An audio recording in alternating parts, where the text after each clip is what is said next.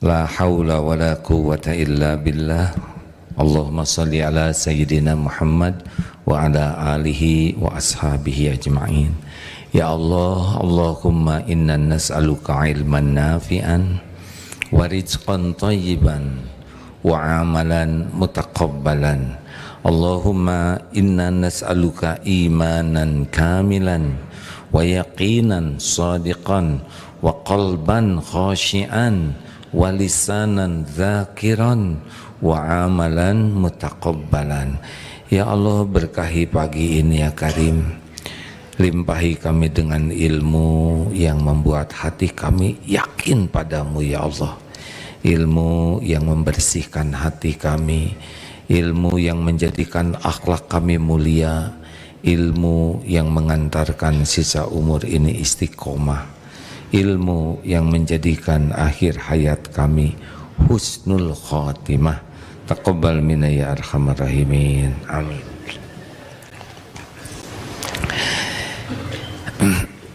Jadi hidup ini cuma ada 4 kejadian. 1, kita akan dapat nikmat dari Allah, ya pasti setiap saat. Tapi semua nikmat ini belum jadi kebaikan kecuali dengan syukur.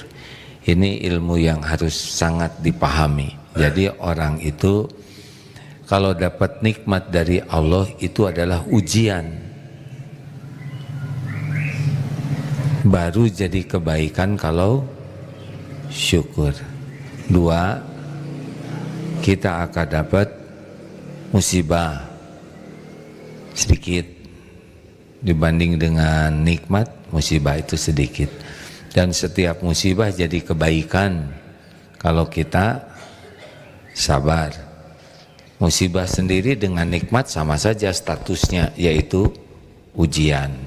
Jadinya kebaikan atau tidak tergantung cara kita menyikapi. Jadi ini soal, ya, ada soal dalam bentuk yang kita sukai, ada soal dalam bentuk yang tidak kita sukai. Dua-duanya adalah ujian. Nah, yang ketiga, kita akan berbuat baik karena kita bukan setan. Tapi berbuat baik itu juga belum bisa menjadi kebaikan kecuali niatnya ikhlas. Jadi berbuat baiknya banyak, kita nolong orang, kita berbakti ke orang tua, tapi kebaikan kita belum jadi kebaikan yang sebenarnya kecuali niatnya ikhlas. Jadi nolong orang, sedekah itu baik, tapi belum jadi kebaikan yang diterima Allah kecuali kalau punya yang ketiga syaratnya, yaitu ikhlas. Dan yang keempat, karena kita bukan malaikat, kita pasti tergelincir, ada aja dosa walaupun gak pengen berbuat dosa. Nah, kalau tergelincir, maka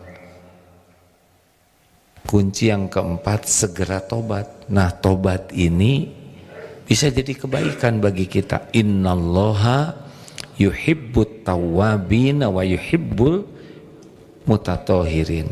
Sesungguhnya Allah mencintai orang tobat dan mensucikan diri. Jadi kalau kita punya 4 ini aja ya. 1, selalu syukur. 2, sabar. 3, ikhlas. 4, tobat. Insya Allah selamat. Ini penting. Yang jadi masalah dalam hidup kita bukan kurang karunia, tapi kurang syukur. Yang kedua, kurang sabar. Yang ketiga, kurang ikhlas. Yang keempat, kurang tobat. Dikumpulkan namanya kurang kurang apa? Siapa yang nyebut kurang ajar?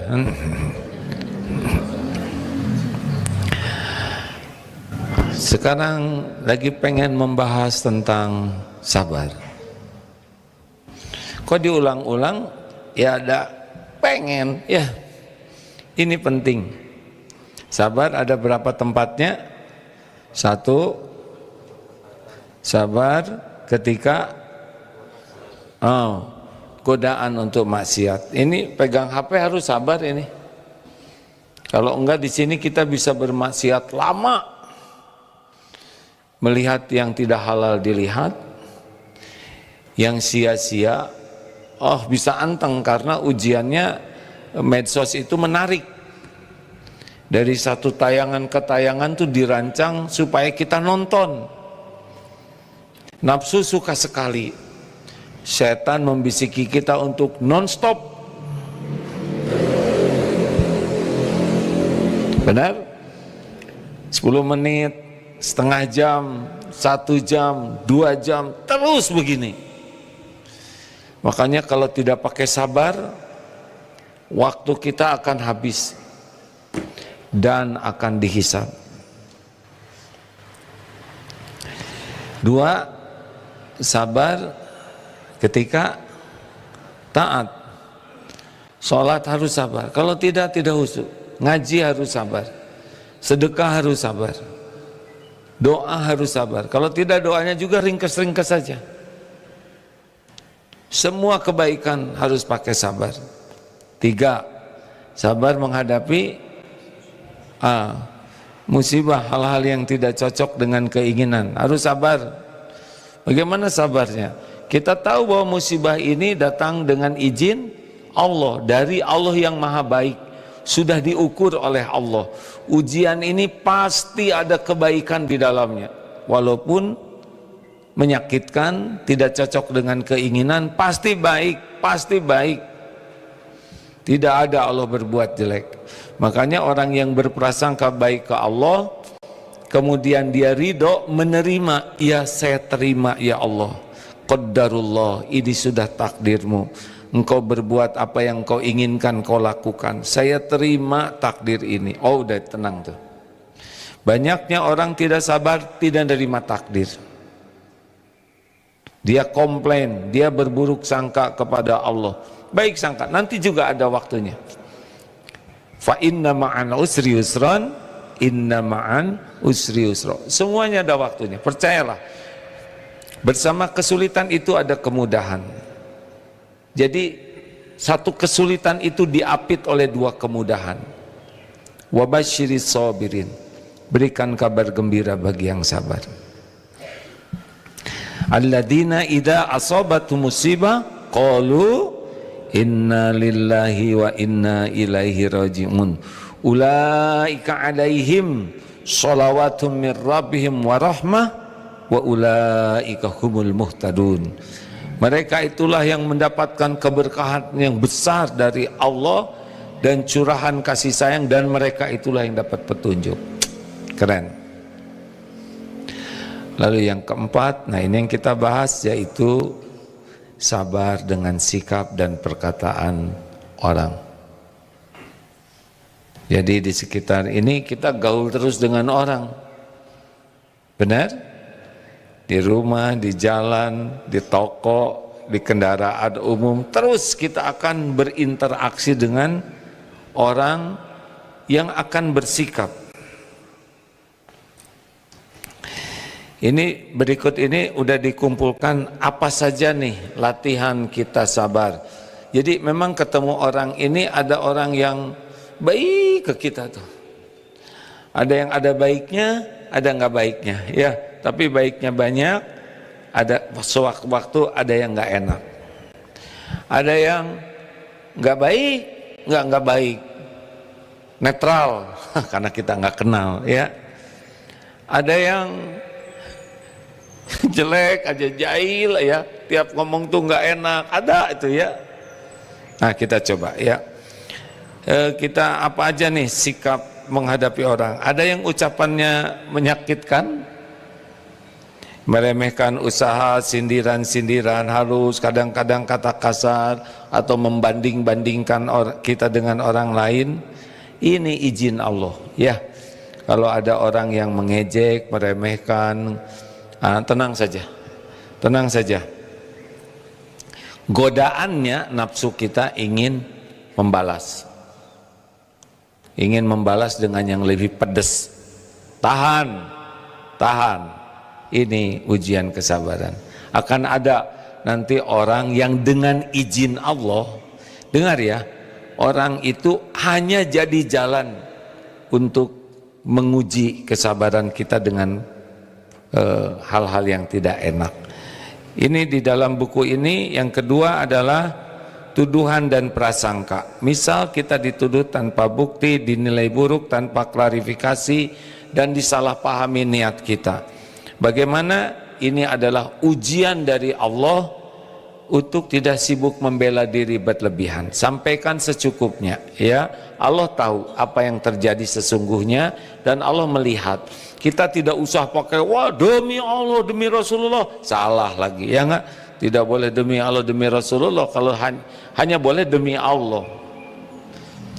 Kalau perlu sumpah-sumpah, tetapi kita tidak usah menghibah agar orang mempercayai kita. Cukup sampaikan fakta dengan jernih, tidak emosional. Allah yang membulak-balik hati. Jelas akan ada ujian seperti itu.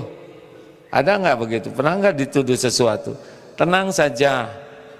Misal ibu dituduh, ibu uang habis terus, ini belanjaan habis terus. Ibu tinggal keluarin aja tulisan belanja. Ini harga-harga sekarang begini. Tapi yang awet dong. Nanti ibu beli kalender, ya, simpen di meja makan. Itu apa ini? Ini awet Pak, setahun gitu ya. Jangan hadirin, nanti jadi masalah baru. Jangan membalas dengan membuka, kamu juga gitu, nggak boleh. Jelas hadirin, kalau episode ujian ini ada, kita tidak usah mengungkit-ngungkit, ngebuka, dan nggak usah, cukup jelaskan doa, sadari bahwa ini ujian, sampaikan baik-baik, ya. Kemudian udah itu doakan baik-baik. Tidak usah menyerang, membulak, enggak usah, itu nafsu. Yang ketiga adalah mungkin kita juga ada yang menyepelekan, kamu ilmunya dikit, kamu masih kecil, kamu nggak berpengalaman, dan apa yang kita lakukan tidak dihargai. Kamu hafalannya cuma setengah juz, kasih laporan. Jadi boleh, ya, membantu dia mendapatkan informasi supaya tidak berprasangka buruk. Tetapi kalau orangnya memang nggak mau tahu, tetap aja udah nggak usah apa-apa. Dengar ya, kalau orang sudah sebel ke kita, kita ngomong apapun dia tetap sebel. Kita tunjukkan bukti makin sebel, ya kan? Kalau orang sudah sayang ke kita, senang ke kita, ya udah, kita nggak usah ribet, ya sudah syukuri saja, nggak usah pamer kebaikan kita. Jadi godaannya adalah kita itu ingin diakui, udah nggak apa-apa. Nggak akan semua orang menghargai kita, walaupun kita sudah melakukan yang terbaik, ya, tidak akan semua orang. Nggak apa-apa, ini ujian keikhlasan. Jelas? Nanti kan gatal hati itu, ingin menyampaikan jasa kita. Udah nggak usah. Allah udah tahu. Ini ujian. Jangan marah ke orangnya. Ini ujian dari Allah. Lalu ada juga ketemu kita dengan yang pengkhianatan dan ketidaksetiaan. Ini karyawan dipercaya, dididik, udah begitu dia pindah, bikin usaha yang sama, ya udah nggak apa-apa. Ini tuh anak buah saya, diam. Udah, nggak usah diomong-omongin. Dulu saya ngajarin,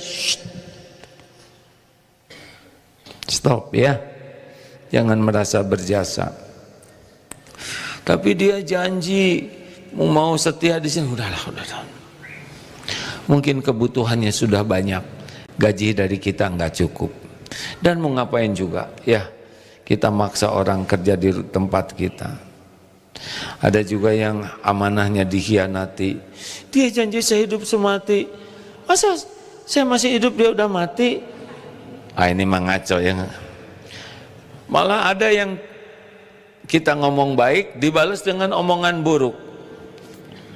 Kebaikan yang kita lakukan, kita baik nih, kita nolong, kita bantu, tapi dia air susu dibalas dengan air tuba, dia ngebalasnya dengan hal yang nggak enak. Dah, sabar ya. Untung bukan kita yang jadi dia. Ini pelajaran supaya kita jangan berkhianat, jangan mengingkari janji, dan jangan dendam. Jangan sakit hati ya. Shh. Halo, maafkan. Ulangi. Gini, memaafkan tuh urusan hati. Kalau urusan dohir, kita perlakukan dengan tindakan yang adil. Tapi jangan makan ke kitanya. Jangan sakit hati, dendam, uring-uringan. Jangan mencuri hidup kita. Kekayaan kita ada di hati kita. Kalau kita biarkan hati ini sakit, dendam, marah, kita nggak akan bisa bahagia. Betul tidak? Lalu yang keberapa? Ada juga orang yang lamban, lalai, ceroboh, teledor. Ini ujian juga. Sini, salah lagi, tidak disiplin, ya enggak, kerjanya enggak bagus. Sing sabar ya. Tidak semua orang seideal yang kita harapkan. Ini hanya cerita saja. Ada yang bantu-bantu dari desa. Bi, isian tah bak, bahasa Sunda, artinya isi baknya. Karena tidak ada penjelasan yang lengkap, maka bibi itu naik, masuk ke dalam bak. Bibi juga bingung, kenapa saya harus dipakai ngisian bak ya? Padahal maksudnya diisi air. Nah, jangan marah ya, karena mungkin penjelasan kita yang enggak jelas. Betul? Ada juga yang keran gak dimati-matiin sampai luber. Ini kenapa buang-buang air? Karena di kampungnya pakai pancuran, nggak pernah dimatiin ya. Jadi kita harus sabar dalam mendidik supaya tahu. Orang beda-beda hadirin. Sabar dalam melatih supaya bisa. Tidak tahu langsung bisa loh hadirin ya. Dan sabar membina, karena orang itu sekarang semangat, besok belum tentu semangat. Sabarlah ya, jangan jengkelin, jangan marah memvonis, jangan. Untung kita tidak seperti itu. Benar? Halo? Ngajar ke murid, begitulah guru-guru. Emang murid semuanya sama? Enggak. Oleh Allah didesain IQ-nya beda-beda, kemudian kemampuannya juga beda-beda, bakatnya beda-beda. Tidak usah semua ikan harus bisa naik ke pohon, ya harus tahu ikan nggak naik ke pohon. Harus siap-siap dengan karakter yang berbeda-beda, termasuk anak-anak. Qadarullah, saya diamanahi anak 11. Jelas itu beda-beda itu. Masya Allah. Benar-benar tuh nyata. Ini takdir Allah ya. Beda-beda. Allahu Akbar. Ya nggak apa-apa, sikapi dengan bijak semuanya. Yang punya karyawan ya bijaksana. Lalu akan ada juga orang yang kepala keras, sulit diatur, kepala batu, ada aja yang begini ya, nggak mau dengar, ngalawan wae, selalu merasa benar. Ini ada. Tenang ya. Mungkin berhadapan dengan kawan kantor, atasan atau siapa, pokoknya biasakan tenang. Kita tidak bisa mengubah orang, yang bisa mengubah adalah Allah. Sampaikan baik-baik. Kalau guru tuh syaratnya katanya 3. 1, guru itu harus berilmu supaya terhormat. Karena kalau guru kurang ilmu, dia tidak akan bisa dihormati syariatnya.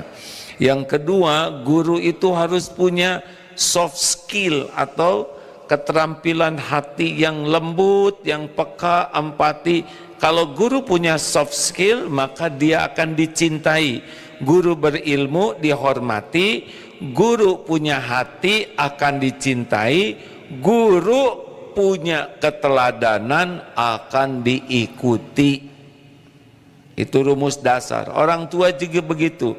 Orang tua yang berilmu dihormati, orang tua yang mendidiknya pakai hati, kasih sayang dan keikhlasan akan dicintai, orang tua yang menjadi tauladan akan diikuti. Jadi urusan kita tuh sebetulnya bukan kelakuan orang, tapi kelakuan diri kita sendiri. Jangan debat kusir ya. Kasihan kusir capek, dia sedang ngurus kuda. Nggak nyambung hadirin ya. Ada juga orang yang ideng. Tahu ideng? Apa? Iri dengki, SMS, susah melihat orang, senang melihat orang, susah. Anak-anakku sekalian, nilai di kelas ini diperoleh oleh santri fulana dengan nilai 8. Hah? Dia 8? Gak mungkin. Itu guru pasti nggak adil. Nah, dia nggak suka. Tiba-tiba guru meralat. Oh, anak-anak maaf, ibu salah nilai. Tuh kan, kata saya juga nggak mungkin 8. Bukan 8 anak-anak, melainkan 9,5. Oh, tiba-tiba ada bangku yang roboh ya. Udahlah, biarin aja. Karena orang dengki kan bukan salah kita, betul tidak? Tapi dia ngejelek-jelekin kita, anggap apa? Jawab aja dengan PDLT, perbaiki diri, lakukan yang terbaik. Tenang aja. Kira-kira rezeki kepada kita dari Allah pindah nggak ke dia? Kan? Ketentuan dari Allah untuk kita gara-gara dia dengki pindah nggak ke dia? Jawab, enggak. Tenang saja. Emang ketuker-tuker? Enggak. Apa yang Allah tetapkan untuk saya ya ketemu. Apa yang tidak ditetapkan oleh Allah untuk saya enggak ketemu. Makanya jangan suka ideng sama orang lain. Nanti orang naik haji, kita naik tensi. Udah, syukuri aja nikmat yang ada. Kalaupun lihat orang dapat nikmat kita pengen, tinggal minta ke Allah yang ngasih nikmat kepada dia. Misal ya, Bapak ini agak iri dengkilah dengan presiden, minta supaya Bapak jadi presiden. Tapi mikir aja dulu sebelum minta ya. Udah, nggak usah ideng. Apa ideng? Jangan pengen menjatuhkan orang yang dengki ke kita, ya. Anteng saja, syukuri nikmat yang ada, perbaiki diri, lakukan yang terbaik. Lalu ada lagi ujiannya ya. Ujian yang paling dekat ada ujiannya biasanya dari yang paling dekat. Orang yang paling dekat karena sering interaksi dengan kita, maka kita harus lakukan yang terbaik. Jangan sampai kita ke orang lain ramah, ke orang tua enggak ramah, aneh. Ada seorang ibu-ibu nangis lihat anaknya ke kucing, itu begitu ramah. Pus, sini sayang. Aduh, belai. Kata ibunya, kenapa ke kucing segitu sopan, lembut? Kalau ke ibu nyuruh melulu, kerjain sendiri dong, bu, saya kan banyak PR. Sedih hati ibunya. Kenapa ke binatang lembut, ke ibunya enggak lembut? Ada seorang ibu-ibu juga curhat. Mau ada tamu datang ke keluarga kami, itu tamu belum pernah ketemu, belum dikenal, tapi suami saya beres-beres, semua harus bagus. Ibu yang benar kamu, dan kenapa harus demi tamu yang tidak dikenal sampai harus nyakitin orang yang dikenal? Kenapa? Kalau ke tamu sopan, harus lebih sopan dong ke istri, ke anak, benar tidak? Makanya saya husnuzon tuh pramugari kan segitu sopannya ke penumpang, apalagi sama suaminya, sama istrinya. Yang paling berhak disopanin, apalagi ke orang tua. Teng. Demikian. Siapa aja yang harus kita maafkan? Siap orang yang menyakiti perasaan, mengecewakan, menghina, sunnahnya maafkan. Maafkan. Dia meremehkan, maafkan. Dia pernah ngomong jelek ke kita, maafkan. Dia menyepelekan kita, maafkan. Enggak ada yang jawab, cuma saya sendiri jawab, maafkan. Dia ngejek saya, maafkan. Dia ngebuka aib saya, maafkan. Wah, dia mengecewakan, maafkan. Dia tidak sesuai dengan harapan, apalagi orang yang tidak sengaja, yang salah ucap. Orang salah ucap, orang yang salah paham, kurang jelas apa? Orang yang lalai, apalagi orang tua, maafkan. Nggak ada cerita kita sakit hati oleh orang tua, nggak mungkin, nggak mungkin, nggak mungkin kita sakit hati ke orang tua, kan? Itu takdirnya orang tua, bagian dari hidup kita. Kita tidak milih orang tua. Tidak ada orang tua yang sempurna. Pasti ada kekurangan, ada kesalahan. Sangat banyak kebaikannya yang mengantarkan kita bisa hidup. Enggak mungkin kita benci ke orang tua. Kalaupun ada perilakunya, hanya boleh tidak suka kepada perilakunya. Kepada orangnya harus sayang. Maafkan hadirin. Jangan pernah benci. Enggak mungkin. Sudah takdirnya kita lahir dari ibu, itu bukan pilihan kita. Tidak ada orang tua yang ideal, sempurna. Kebaikannya kita syukuri, kekurangannya kita maafkan. Nggak ada cerita kita sakit hati.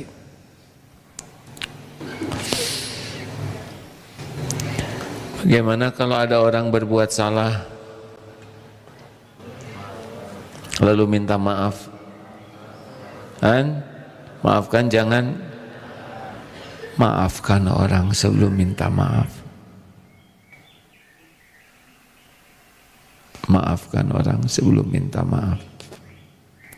Masya Allah. Gimana kalau dia mengulang-ulang nyakitin kita? Orangnya kita maafkan. Misalnya dia ngebohong, dia kalau ngomong nggak enak, orangnya kita maafkan, tapi kita boleh jaga jarak. Ya. Kenapa? Kalau ketemu nanti luka lagi. Dengar ya hadirin, ada orang yang kita udah maafin gitu lagi, ya udah, hati memaafkan, tubuh jaga jarak. Tapi dia nggak, udah janji bayar utang, kita maafkan tapi tetap tagih ya, dengan cara yang baik. Kalau kita belum siap merelakan, ya udah tetap tagih, sopan, baik, karena Allah melihat akhlak kita. Siapa yang tidak wajib dimaafkan? Jika kezolimannya berulang-ulang dan membahayakan, itu tidak wajib ya. Ini orangnya zolim sekali dan udah tidak wajib kita memaafkannya. Kemudian menyangkut hak orang banyak, dia menipu orang. Dengar ya, memaafkan itu adalah amalan hati. Kalau tubuh ya diadili, dihukum. Lalu juga membuat kerusakan di agama, dia merusak akidah dan sebagainya, harus tegas. Kita boleh menuntut keadilan, boleh ya, tapi jangan menggerogoti hati kita. Paham? Jangan sampai karena orang itu kita jadi sengsara hati kita, hidup kita jadi membara terus, kita rugi. Ceng, terima kasih. Tenang saat disakiti, adil saat memutuskan, dan bersih saat menyimpan di hati. Itu rumus-rumus yang kita coba gunakan, ya. Wal 'afina 'anil nas, maafkan orang-orang. Rasulullah SAW sangat pemaaf, bahkan ketika di Taif dilempar juga tetap mendoakan kebaikan, padahal beliau berdarah-darah. Ada yang Rasulullah menghukum karena memang sudah sampai batas yang inilah layak untuk orang tersebut. Tetapi Rasulullah SAW, Masya Allah, pemaaf. Ada beliau sedang diam, ada yang ngejambak ininya, sampai lehernya berbekas. Tidak, itu tidak marah. Tidak usah nyoba gitu sama saya ya. Saya mau nyoba nih ngejambak AA nih. Levelnya beda ya. Enggak juga lah, paling nyubit. Suatu saat AA lagi ceramah yang begini-begini nih. Tiba-tiba ini Allah yang maha tahu segala ceramah. Tiba-tiba ada orang yang maksa pengen motret, dipotret maksudnya.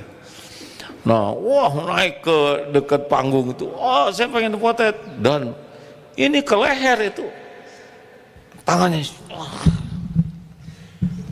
dia mau selfie sambil ngedengkek hadir. Sebetulnya bukan ngedengkek, memeluk dengan dengkekan, ya. Masih tetap jengkel kan? Aduh, saya jengkel sekali. Itu motret maksa cubit aja perutnya. Tapi hati saya, kenapa sih harus nyubit ya? Memang menyesal tuh sesudah kejadian. Mau minta maaf juga saya nggak tahu yang mana tadi dicubit ya. Udahlah, nggak usah maksa gitu kalau dipotret ya. Saudara kan punya wajah sendiri. Udah, mereka harus nempelin wajah orang lain. Sekian.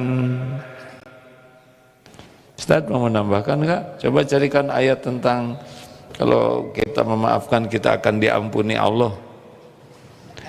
Ada pertanyaan silakan.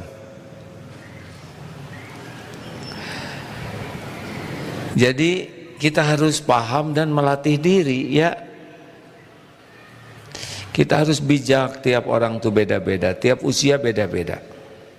Waktu anak kita masih kecil, kamu bisa diperlakukan sama dengan balita ya. Diam. Ibu lagi ngebalas WA teman-teman pengajian. Baru juga bayi seminggu ya nggak? Ibu lagi banyak masalah nih, nggak usah ikut nangis. Ibunya yang nangis ya. Lalu ada usia SD, SMP, beda-beda tuh. SMA sudah mulai sekolah lebih tinggi, udah kerja, udah rumah tangga, udah punya anak, udah umur 40, 50, 60, itu beda-beda tuh. Dan jangan suka ngunci dengan kesalahan orang yang lalu, karena yang lalu sudah berlalu, mungkin sudah tobat, mungkin sudah memperbaiki diri, mungkin sudah lebih tinggi derajatnya di sisi Allah daripada kita. Awas kalau reunian ya, jangan menganggap teman-teman yang sudah aki-aki itu seperti zaman SMA. Enggak, udah beda. Astagfirullahaladzim. Itu juga pernah reuni, ada yang ngomong gini coba, aduh maaf ya, nggak nyangka bakal jadi kiai, dulu mah remeng-remengnya juga nggak ada. Emang sih, tapi nggak usah diomongin. Ya udah, ada Ustaz? Silakan. Bismillahirrahmanirrahim. Quran surat An-Nur. Surat An-Nur. Surat yang ke-24 ayat 22. A'udzu billahi minasy syaithanir rajim. Bismillahirrahmanirrahim. ولا يأتل أولو الفضل منكم والسعة أن يؤتوا أولي القربى والمساكين والمساكين والمهاجرين في سبيل الله وليعفوا وليصفحوا ألا تحبون أن يغفر الله لكم والله غفور رحيم. Janganlah orang-orang yang mempunyai kelebihan dan kelabangan rizki di antara kamu bersumpah tidak akan memberi bantuan kepada kerabatnya, orang-orang miskin dan orang-orang yang berhijrah di jalan Allah. Hendaklah mereka memaafkan dan berlapang dada. Apakah kamu tidak suka bahwa Allah mengampunimu? Allah Maha Pengampun lagi Maha Penyayang. Ayat ini turun ketika kasus fitnah ya, tentang hadisul ifki itu, di mana Abu Bakar bersumpah tidak lagi memberi nafkah kepada kerabatnya. Mistah itu yang mengeluarkan, terlibat fitnah. Nah, Allah memerintahkan kita tetap memaafkan dan berbuat baik. Itu fitnah ke putrinya itu, yang ditolong tiap bulan dikasih biaya, ternyata membalas dengan keburukan, memfitnah anaknya. Sempat beliau, wah gak akan saya biayain lagi, tapi beliau tetap akhirnya kelapangan hati. Surat An-Nur ayat 22. Silakan, ada yang akan menanyakan, itu jam nggak ada di sana? Oh, sedang diperbaiki. Bagus, tidak ada yang bertanya. Jangan memaksakan diri ya. Kalau mau nanya seperti yang kemarin tuh, pertanyaannya lengkap dengan jawaban, itu baik sekali ya. Muhammad Riyandi boleh bicara sebentar, ngobrol. Muhammad Riyandi ini akan diwisuda kapan? Alhamdulillah tanggal 13, tapi hari ini insyaallah. Masya Allah. Programnya adalah program apa? Daurah Qalbiyah. Daurah Qalbiyah selama 30 hari. Kenapa ada yang senyum-senyum ini? 30 hari, baik. Beliau sudah wirausaha, bisnis, event organ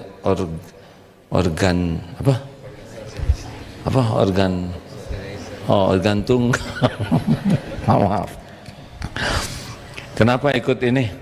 Sudah bisnis, sudah wiraswadma, sudah organ. Alhamdulillah, terima kasih ya. Sebelumnya semoga Allah meridhoi apa yang saya sampaikan. Amin. Alhamdulillah atas izin Allah Subhanahu wa taala, saya dan kami semua ber-12 orang di angkatan 123 Daurah Qalbiyah Allah izinkan untuk bisa menimba ilmu sekaligus mendapatkan hikmah yang luar biasa. Alhamdulillah selama kurang lebih 23 hari kita di sini, kami di sini alhamdulillah Allah telah berikan beberapa banyak pelajaran. Apa yang menyebabkan mau mesantren? Yang menyebabkan mau mesantren adalah izin Allah. Karena Allah mengizinkan saya ke sini. Itu mah urusan Allah mengizinkan ya. Ya, udah langsung soleh nih, susah sekarang pertanyaannya. Sekarang pertanyaan yang manusiawi dulu ya. Apa yang gini. Emang begini kalau hasil pendidikan tauhid langsung jadi ya. Ngapain mau mesantren? Nah itulah ya. Bahasa pertanyaannya harus lebih membumi. Kenapa mesantren? Iya, karena saya merasa bahwa saya kurang terhadap ilmu agama. Kemudian alhamdulillah di sini Allah berikan ilmu, Allah berikan amal, Allah berikan lingkungan, dan juga Allah berikan adab yang memang itu saya butuhkan. Bukan hanya sekedar mengenal Allah, tapi bagaimana kita di sini belajar untuk memberikan hubungan terbaik, bersilaturahmi dengan Allah, dan juga menjalin kasih sayang dengan Allah. Baik, jadi jawabannya adalah karena saya perlu ilmu agama gitu ya. Betul. Bagus sekali, alhamdulillah. Udah dapat? Insya Allah. Nah, kurang tapi ya, karena baru sebulan. Betul. Terima kasih. Sudah punya istri belum? Alhamdulillah. Sudah. Ada yang langsung, katanya. Alhamdulillah itu apa maksudnya? Alhamdulillah. Alhamdulillah. Allah izinkan masih ada. Masih ada? Masih ada. Masih single? Udah nggak usah ikut pertanyaan. Udah nggak usah dijawab ya. Siap, terima kasih. Terima kasih. Misteri ya, baik. Selanjutnya, jadi kalau kita bisnis kurang iman, stres, takut rugi, takut gagal, takut saingan. Tapi kalau yakin ke Allah, rezeki Allah yang ngatur. Tinggal bisnis yang bagus, niatnya bagus, bisnisnya bagus, ibadahnya bagus, akhlaknya terserah Allah mau dikasih apa aja, kapan, di mana, bagaimana. Dolar mau naik turun, tenang aja karena dolarnya nggak punya, beres hadirin ya.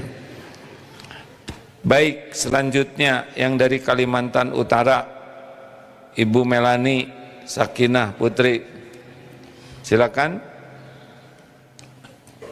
Ada mikrofonnya, acungkan tangannya.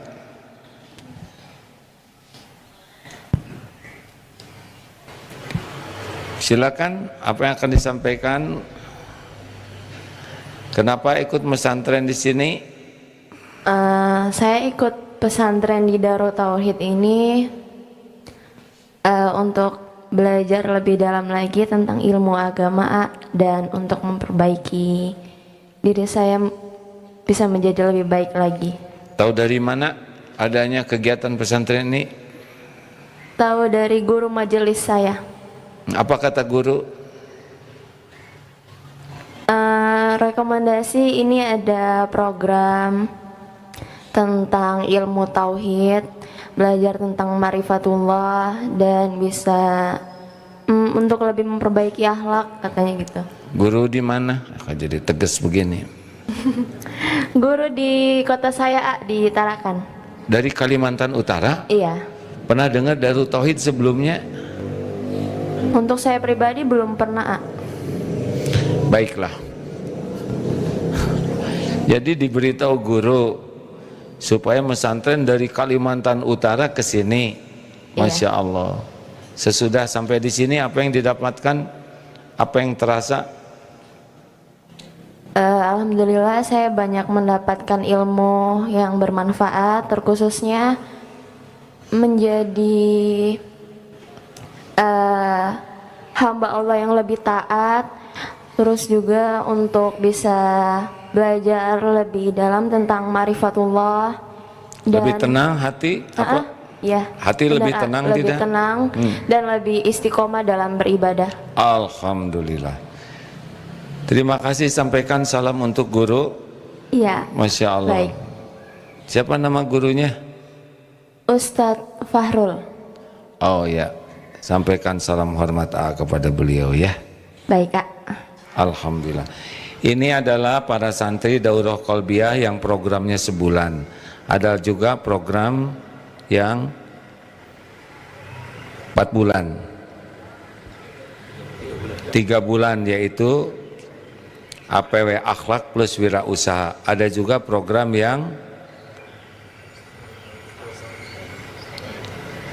pokoknya ada beragam program yang 40 hari yaitu program masa keemasan. Ada juga yang program cuma semalam yaitu mabit ya. Tolong kalau pulang mabit jangan mengatakan lulusan pesantren karena baru semalam. Insya Allah dibuka pendaftaran program daurah Ramadan khusus ini Ramadan mulai 23 Februari sampai 9 Lebaran tanggal berapa? Ya udahlah dilihat sendiri ya, pokoknya hindari mempersulit orang lain. Saya lihat Ustadz Jiwar barusan mikir gini, saya tidak mau menyusahkan beliau ya nggak? Coba dilihat Ustadz tanggal berapa ya. Bagi yang mau pesantren daurah Ramadan, ini nomor yang bisa dihubungi, gampang sekali. Namanya nomor ganteng 0811 2480. Coba nggak usah dikalikan. 0811 2480 dan tidak usah ditransfer ya. Itu nomor telepon. Terima kasih, masih ada waktu Mim. Silakan dari medsos. Cek bismillah. Izin pertanyaan dari media sosial. Assalamualaikum bagaimana kalau suami tidak mengizinkan pergi ngaji atau ke majelis taklim? Apakah termasuk mentuhankan suami, bukan patuh kepada suami Oh, kalau suami tidak mengizinkan istri ke majelis taklim, tidak cukup hanya sampai di sini masalahnya. Harus dipahami dulu apa duduk perkaranya, ya. Kenapa suami tidak mengizinkan? Mungkin suami lagi memerlukan kehadiran istri, mungkin anak lagi memerlukan, ya.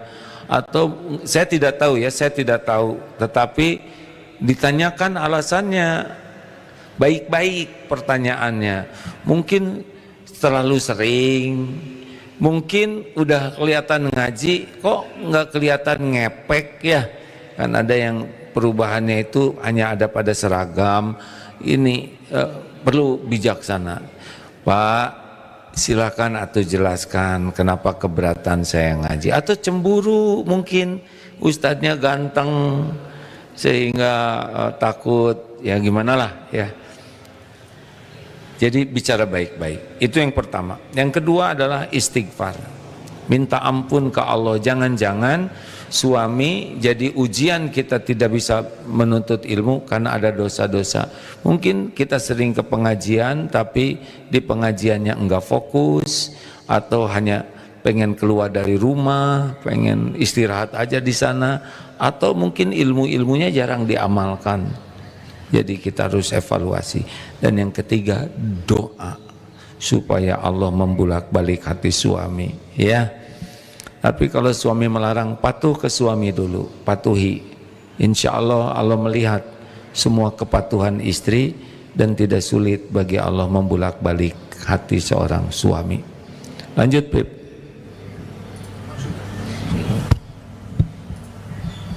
Banyak banget ini. Izin dari TikTok, namun izin sedikit panjang pertanyaan Assalamualaikum Ustadz.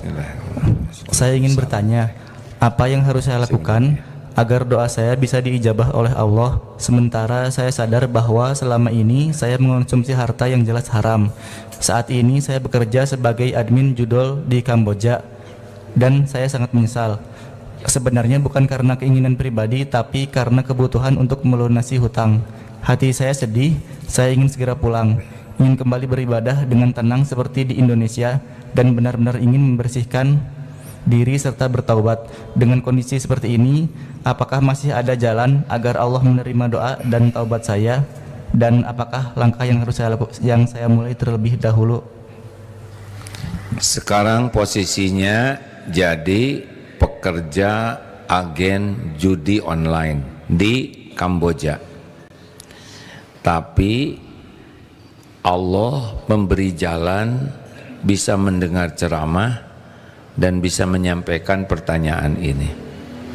Ini pertanyaan tidak masuk ke sini kecuali izin Allah.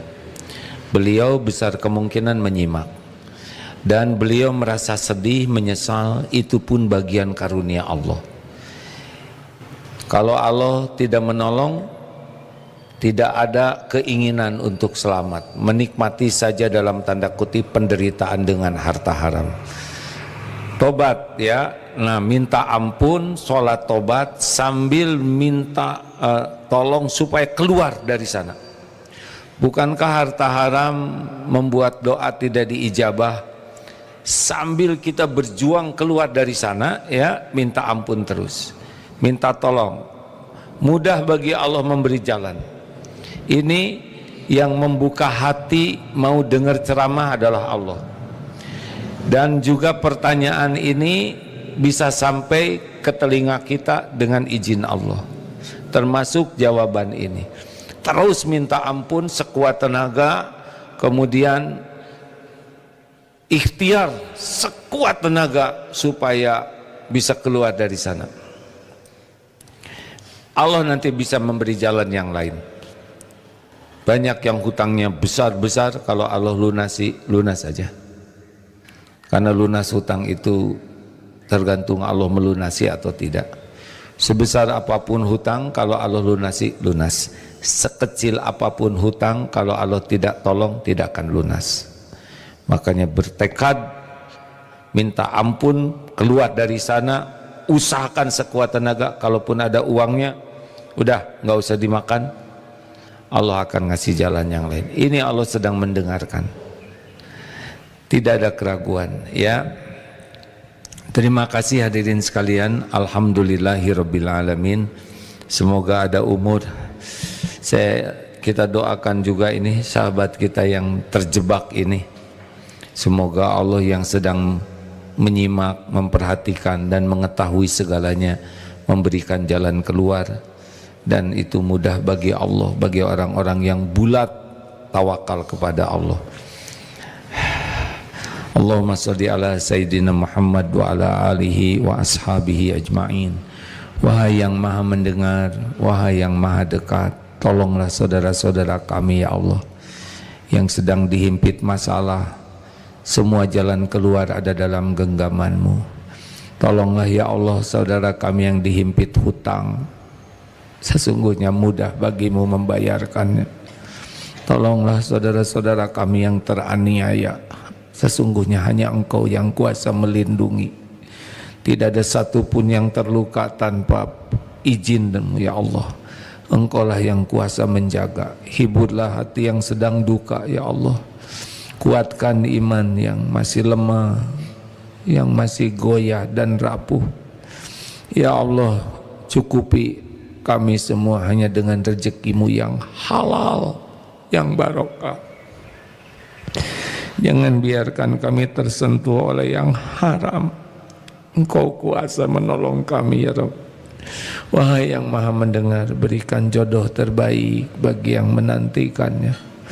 Berikan keluarga sakinah, keturunan yang soleh soleha bagi yang mendambakannya. Engkaulah pemberi takdir. Ya Rabb, sembuhkan saudara-saudara kami yang sedang diuji sakit. Anta syafi la shifaan illa shifa'uk, shifaan la yughadiru saqama. Mudahkan bagi kami untuk melakukan apapun yang Engkau sukai, dan mudahkan bagi kami meninggalkan apapun yang tidak Engkau sukai. Ya Allah, jadikan hari-hari kami hari-hari yang selalu ingat padamu, selalu bersamamu. Jangan biarkan hati ini berpaling darimu ya Allah. Jangan biarkan kami diperbudak nafsu, syahwat, amarah. Allahumma inna nas'aluka fi'lal khairat wa tarkal munkarat. Rabbana atina fid dunya hasanah wa fil akhirati hasanah wa qina azabannar. Subhana rabbika rabbil izzati amma yasifun, wassalamun alal mursalin, walhamdulillah. Terima kasih sahabatku yang baik. Allah maha menyaksikan. Subhanakallahumma bihamdik, asyhadu alla ilaha illa ant, astaghfiruka wa atubu ilaik. Assalamualaikum warahmatullahi wabarakatuh. Jazakallahu khair Ustaz. Terima kasih.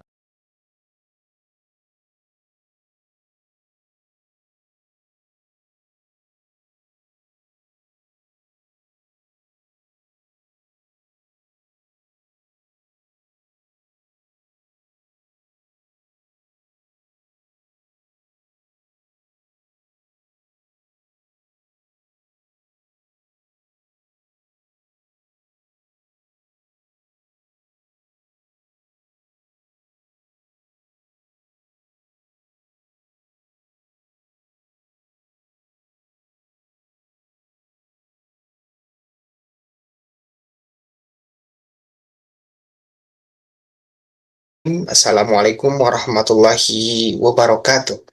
Innal hamdalillah nahmaduhu wa nasta'inu wa nastaghfiruh wa na'udzu billahi min syururi anfusina wa min sayyiati a'malina. May yahdihillahu fala mudhillalah wa may yudlil fala hadiyalah. Asyhadu an la ilaha illallah wa asyhadu anna Muhammadan abduhu wa rasuluh alladzi la nabiyya ba'dah. Puji dan syukur marilah kita panjatkan kehadirat Allah Subhanahu wa taala yang mana alhamdulillah hari ini pada hari kedua hari tasyrik Allah masih kita dipertemukan dan juga belajar kembali ayah, bunda, dan sahabat MQ dimanapun berada.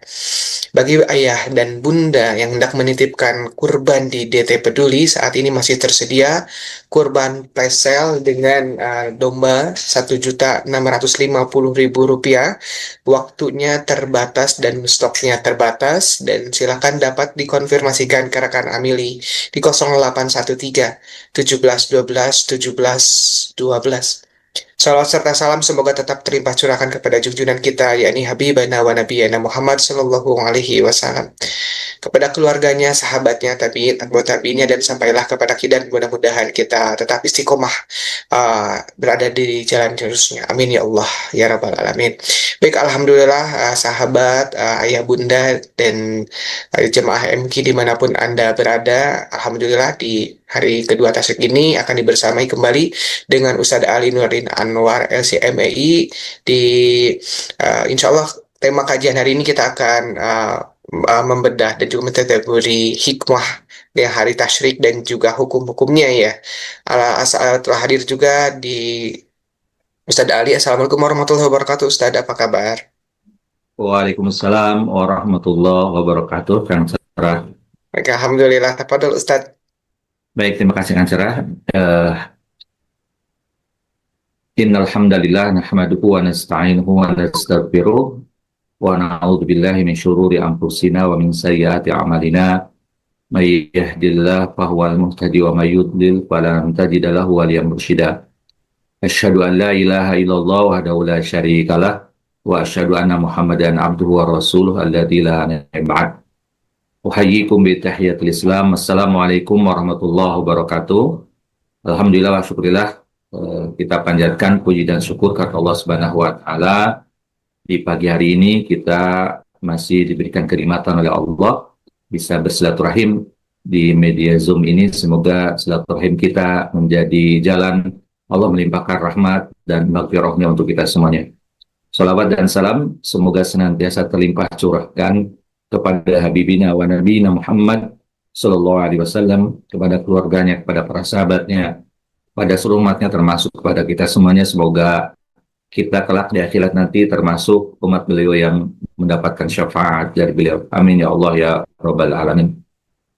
Alhamdulillah, tidak terasa kita sudah menginjak hari kedua ya, hari tasyrik, hari kedua, atau tepatnya tanggal 12 Zulhijjah 1447 Hijriah. Kita tahu hari tasyrik ini adalah hari-hari yang disebut di dalam Al-Quran wadhkurullaha fi ayyamin ma'dudat. Hendaklah kalian banyak menyebut Allah di hari-hari yang bisa dihitung. Ma'dudat di sini adalah ayam tasyrik. Faman ta'ajjala fi yawmaini fala itsma alaihi. Barang siapa yang menyegerakan maka tidak dosa. Faman ta'akhkhara fala itsma alaihi. Dan barang siapa yang menundanya juga tidak dosa. Makanya dalam pelaksanaan ibadah haji ada istilah nafar awal, nafar tsani. Nafar awal itu adalah mereka yang meninggalkan Mina tanggal 12 ini. Begitu ya. Dan nafar tsani berarti mereka yang meninggalkan Mina nanti pada tanggal 13 besok hari. Kita tahu di antara puncak ibadah haji adalah tinggal di Mina untuk melempar jamarat ya, ula, wusta, dan aqabah di tanggal 11, tanggal 12, dan tanggal 13. Dan pelaksanaannya adalah di siang hari setelah ba'da zawal, ya, arti setelah adzan zuhur sampai sebelum matahari tenggelam, begitu ya itu. Nah, menurut riwayat, jamarat atau melempar jumrah adalah simbolisasi bahwa kita tidak boleh menjadikan setan sebagai teman kita, sebagai pelindung kita, sebagai pemimpin kita, gitu ya.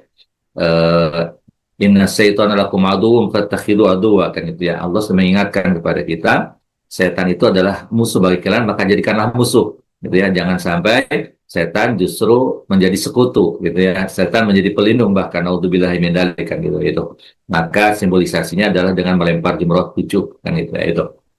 Eh, ada pertanyaan kenapa seringkali 7, gitu kan gitu ya. Kenapa nggak 3, kenapa nggak 2, nggak ada 1.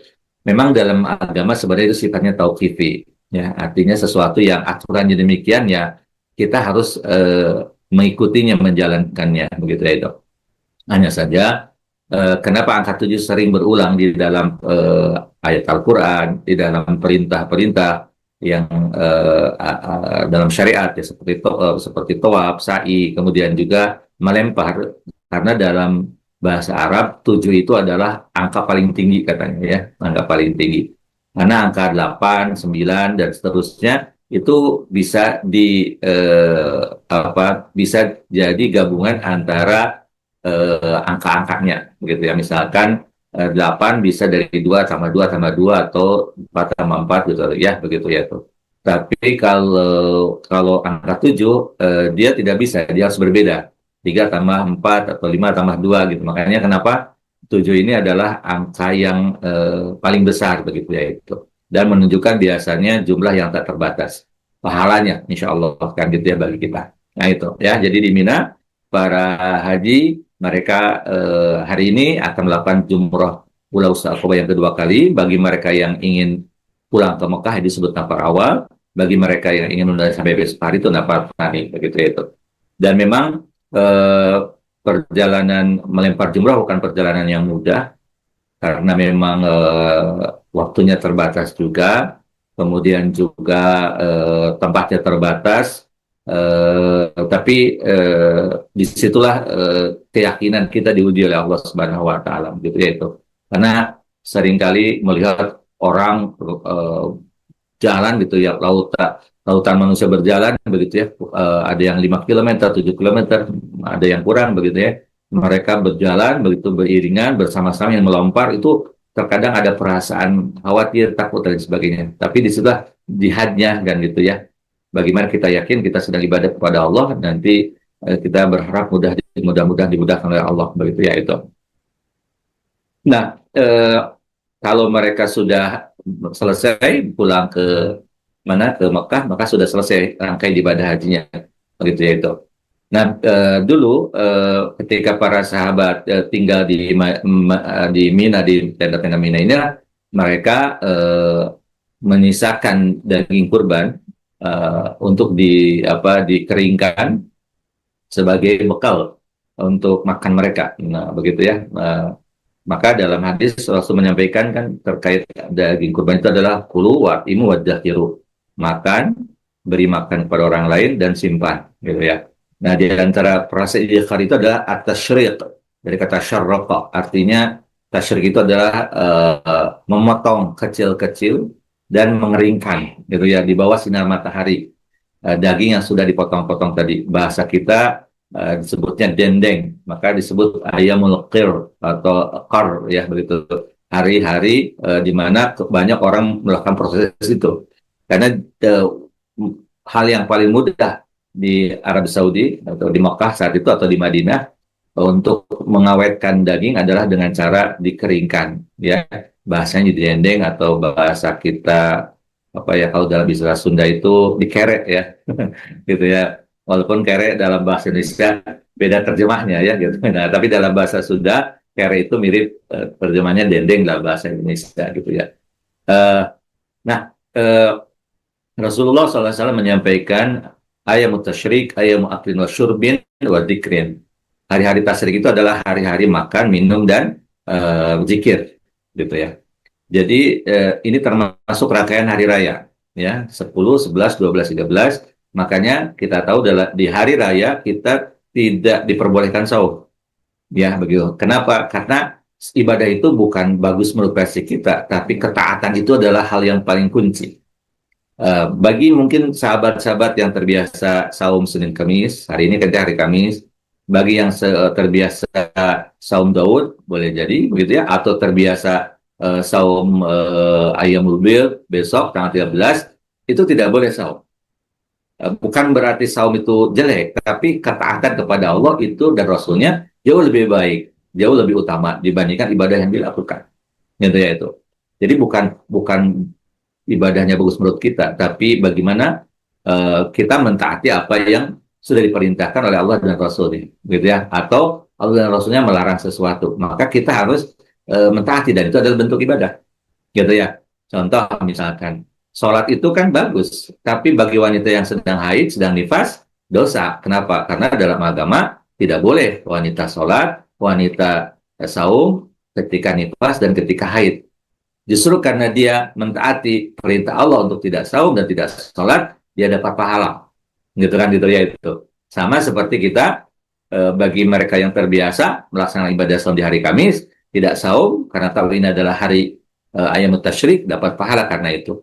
Dan apalagi kita tahu ya, dalam Islam itu ada satu hukum ketika orang terbiasa melakukan suatu amal soleh, kemudian karena ada uzur, boleh jadi mungkin karena dilarang ya, seperti Ayyamut Tasyrik ini, tapi ya terbiasa saum Daud, boleh jadi pahalanya tetap dicatat oleh Allah Subhanahu wa taala, dia sedang melaksanakan saum walaupun tidak saum karena mengikuti perintah Allah dan Rasulnya, larangan Allah dan Rasulnya, begitu ya, mentaatinya, gitu ya, itu.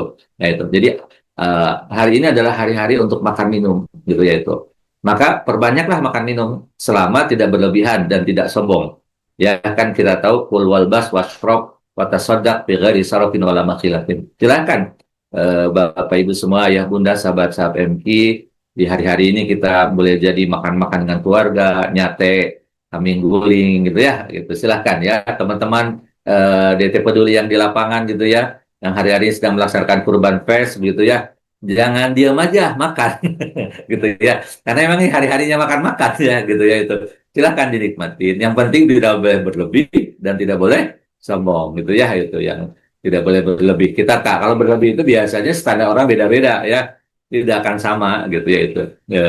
Jadi tidak mengatakan Ustaz berapa tusuk nih dikatakan berlebih. Kalau saya makan sate, ya Ustaz tidak mengatakan 10 itu berlebih. Bagi orang mungkin yang terbiasa lebih banyak dari itu. Karena boleh jadi daya tampungnya lebih lebih besar. Gitu. Walaupun Rasul sudah mengingatkan, sebenarnya cukuplah makan itu loh kaimat, hanya beberapa suap saja. Yuqim Nabi Bahu untuk bisa menegakkan punggung kita, jangan berlebih kan, gitu ya itu. Tapi kalau misalkan kita mau makan-makan, tidak, silakan, begitu ya itu. Wadzikrin, zikir. Nah, zikirnya apa? Nah, zikirnya itu adalah zikir secara mutlak, silahkan perbanyak zikir, atau kita baca takbir, yang disebut dengan takbir muqayyad. Itu takbir yang kita baca dari tanggal 9 sampai nanti tanggal 13. Dibaca pada setiap sholat. Bahkan ada ulama mengatakan, jika orang lupa pada sholat tidak takbir, maka dia menggantinya, katanya mengkodoknya dalam bahasa kita ya, begitu. Karena saking pentingnya kita bertakbir pada sholat, gitu ya. Biasanya kalau kita sholat berjamaah di masjid kan kita diingatkan, ya. Imam setelah salam biasa langsung takbiran, gitu ya itu. Tapi masalahnya kalau kita sholatnya mungkin karena ada sesuatu jadi tidak berjamaah, terutama bagi ibu-ibu nih, seringkali suka terlupakan, gitu ya. Maka ibu-ibu, para akhwat, begitu ya, kalau tidak sholat berjamaah di masjid, bukan berarti kita tidak takbiran setelah sholat. Kenapa? Karena ini adalah tadi wadhkurullaha fi ayyam ma'dudat, ya. Banyak-banyaklah mengingat Allah di hari-hari yang bisa dihitung. Itu tanggal 11, 12, 13, gitu ya itu. Jadi perbanyak zikir. Kemudian ada seorang ulama yang mengatakan hadis yang tadi dikatakan ayamut tasib, ayamu aklin wa subbin wa dzikrin, itu menunjukkan atau memberikan isyarat kepada kita, makan minum yang kita lakukan itu harus dalam kerangka kita memperkuat zikir kita, gitu ya itu ya. Jadi bukan hanya makan dan minum saja untuk mengenyangkan perut, untuk membuat kita tidak merasa haus, gitu kan, gitu ya. Membuat kita supaya sehat, gitu kan, itu bukan itu dalam Islam tujuan makan dan minum itu. Tujuan makan minum itu adalah untuk mengingat Allah Subhanahu wa taala. Mengingat begitu banyaknya kebaikan yang Allah berikan kepada kita, kita juga bisa menikmati makanan yang Allah berikan kepada kita, begitu ya. Di jamuan-jamuan yang luar biasa kepada kita. Kita diberi kesehatan, kita juga bisa menikmatinya. Plus juga dengan makan dan minum kita bisa kuat sholat, kuat melangkahkan kaki ke masjid, kuat untuk bisa ibadah saum, kuat bisa untuk sholat malam gitu ya, begitu ya. Jangan sampai begini, ada orang yang ngaliwat malam-malam gitu ya, makan-makan. Nah, katanya Ustadz kan malam ayam mutasik ayam makan-makan gitu ya gitu. Dia makan-makan tuh, dia ngaliwat, bahkan lebih lebih dahsyat lagi ini sampai bikin gulai kambing ya, bahkan kambing guling ya begitu ya, dan rame makan-makan gitu, tiba-tiba malamnya ketiduran semuanya, subuhnya kesiangan. Nah ini bahaya nih kalau model begini ya begitu ya, karena harus ayam aklin wa syurbin wa dikrin gitu ya. Kita memang boleh menikmati makan-makan, boleh kita silakan minum-minum yang halal begitu ya, tapi tujuannya adalah untuk zikir kepada Allah Subhanahu wa taala begitu ya. Ini penting sahabat-sahabat semua untuk kita pahami begitu ya. Inilah luar biasanya ajaran agama kita gitu ya. Ada hari-hari di mana memang kita diingatkan oleh Allah untuk dan Rasulnya untuk lebih lebih bisa menjaga begitu ya, dari makan dan minum yang berlebihan begitu ya. Bahkan boleh jadi hanya beberapa suap kata Rasul kan begitu ya. Tapi ada hari-hari di mana Rasul memberikan kesempatan kepada orang untuk bisa makan minum sepuasnya selama tidak berlebihan gitu kan gitu ya. Ini menunjukkan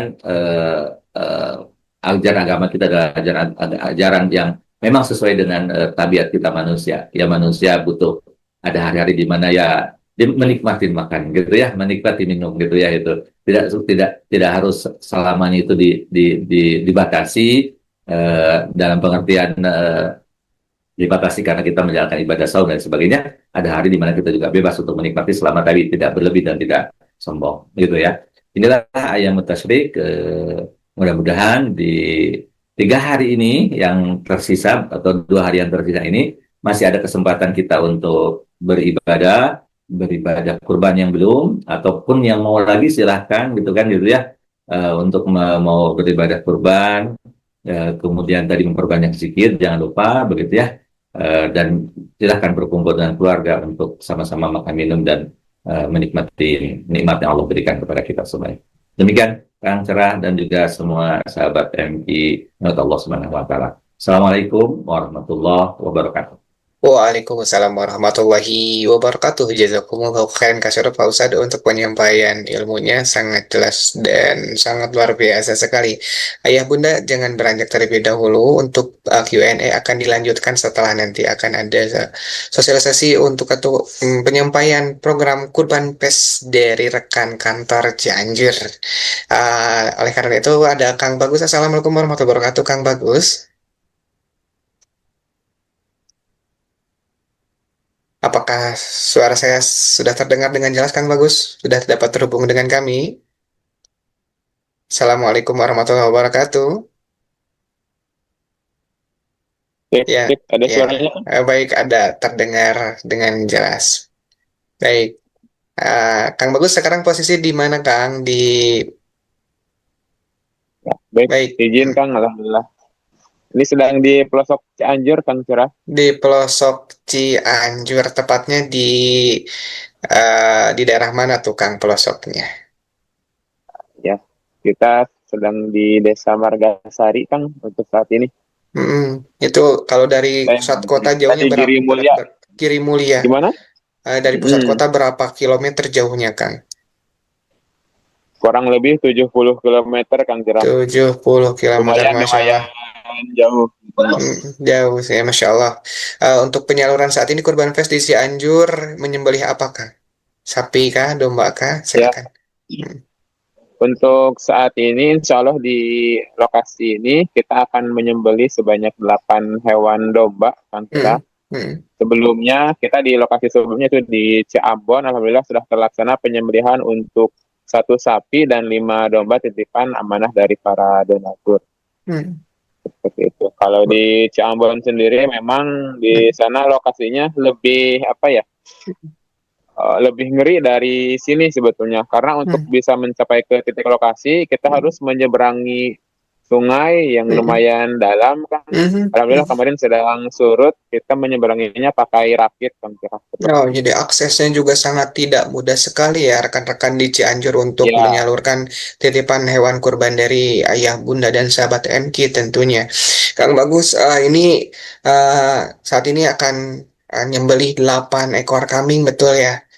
Misalkan kalau ayah betul. bunda yang ingin mau menitipkan kurban di Cianjur, mulai dari berapa sih Kang kalau untuk kambing? Ya, kalau dari kambing kita mulai dari 2,2,5 juta kan kira untuk yang Dua standar. juta 250.000, betul Kang ya? 2.500.000. Ya, betul. 2.500.000. 2,5 juta kan. Baik banget. Mulai dari 2.500.000 rupiah, ayah bunda bisa menitipkan kurban di Cianjur dan masih ada waktu maksimum sampai kapan Kang untuk di Cianjur? Untuk di Cianjur maksimum sampai dengan hari Sabtu di pukul 12 siang kira. Oh, Kalau jadi kita masih menerima. masih nerima ya Kang. Ya, Baik. betul. Baik, alhamdulillah. Masih menerima. Masih menerima sampai hari ketiga tasyrik, hari Sabtu maksimum jam 12. Ayah bunda bisa berpartisipasi dan ikut serta ingin kurban di Cianjur kambing 2,5 juta saja, bisa bisa yang lebih juga Kang Bagus ya. Disesuaikan dengan bobot, betul ya. Sangat bisa sekali. Baik, baik Kang Bagus, pertanyaan Betul, selanjutnya, mengapa jadi pertimbangan daerah itu untuk jadi titik sembelihnya? Siap, bisa dijelaskan Kang Bagus? Ya, izin mungkin menyampaikan yang di Ciambon dulu ya, Kang Cerah. Di lokasi tersebut, jadi selama 40 tahun itu, sahabat-sahabat sekalian, itu baru 2 kali mereka pernah melaksanakan kurban sapi, Kang Cerah. Selama 40 Jadi selama tahun, 40 tahun. Ya, betul. Jadi baru hanya 2 kali mereka. Nah, berarti kemarin kita kurban sapi di sana itu kali ketiga mereka melaksanakan kurban sapi seperti itu. Ya, bukan tanpa alasan karena pertama memang ekonomi masyarakat di sana yang jauh dari kata mampu gitu ya. Kemudian kedua dari akses yang mereka itu sangat terbatas seperti itu. Bisa dibayangkan lah oleh rekan-rekan sekalian yang mungkin hidupnya masih enak gitu, apalagi kalau di kota. Kita ke sekolah ada yang jalan kaki, ada yang bisa pakai kendaraan umum dan lain sebagainya. Masyarakat di Ciambon itu kan anak-anak sekolah ya harus pakai rakit. Mereka berangkat pakai rakit, pulang pun pakai rakit. Kalau misalkan sudah mendung gitu ya, belum hujan Kang, ini sudah mendung, nah pihak sekolah itu sudah yang di Ciambon silahkan untuk pulang terlebih dahulu, sampai seperti itu Kang. Ya, pulang duluan. Jadi ketika saya melihat lokasi, Masya Allah gitu ya, kita harus sangat-sangat bersyukur di mana kita akses itu sangat mudah. Mau ke pasar ada gitu kan, misalkan mau belanja ya tinggal klik nanti datang ke rumah. Di sana mah boro-boro gitu kan istilahnya. Ya, maka dari kisah-kisah tersebut itulah yang menjadi alasan kita untuk melaksanakan kurban di sana. Seperti itu Kang Cerah. Masya Allah, barakallahu fiik. Kang Bagus, bisa di landscape-kan untuk layarnya agar bisa lebih nyaman dilihat ya. Ayah bunda, Masya Allah ya, kita dengar bersama bahwasanya kurban impact di DT Peduli itu kita salurkan ke pelosok, yang daerahnya jarang ada hewan kurban, rawan akidah, aksesnya juga tidak mudah. Kang Bagus, saya sudah sampaikan 40 tahun baru ada kurban, jarang ada sekali. Jadi insya Allah sangat multi manfaat sekali menitipkan kurban impact di DT Peduli. Kang Bagus, jika ada jemaah ataupun ayah bunda yang ingin atau mau menambah kurbannya nih untuk di Cianjur, di lokasi Ciambon tadi dan juga lokasi akan saat ini, bisa konfirmasi kemana Kang? Baik, ayah bunda, jika memang berminat untuk berkurban melalui DT Peduli, khususnya disalurkan di Cianjur, bisa konfirmasi ke rekan Amili di 0813 1712 1712 dan konfirmasikan ingin kurban di Cianjur. Untuk kambing mulai dari 2,5 juta rupiah. Ya, Kang Bagus, pertanyaan selanjutnya, di daerah tersebut sudah tersalurkan program pemberdayaan dari DT Peduli Cianjur, Kang?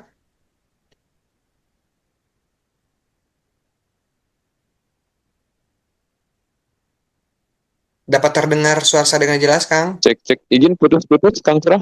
Ya, baik. Selain program Kurban Impact ini, ada Kang. Kebetulan di sini karena daerah terpencil, sinyal agak kurang. Sinyalnya, Masya Allah. Selain kurban impact yang disalurkan ini, ada program-program dari ZIS yang dilaksanakan di sana nggak, Kang?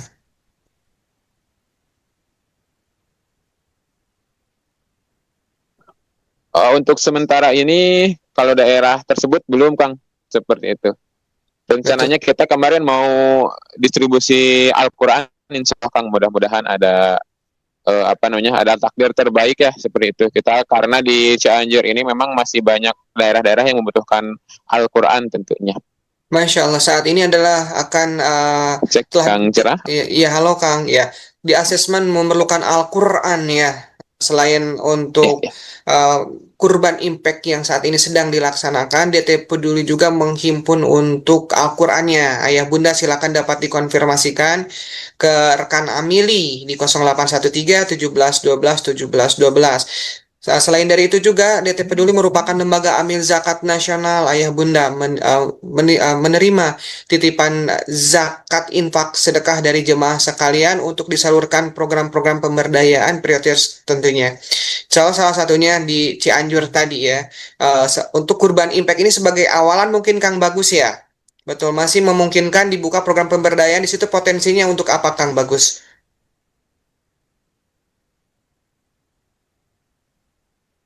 Izin Kang, suaranya di putus-putus. Baik, nanti ini sebagai awalan kurban impact dilaksanakan di lokasi Akang saat ini.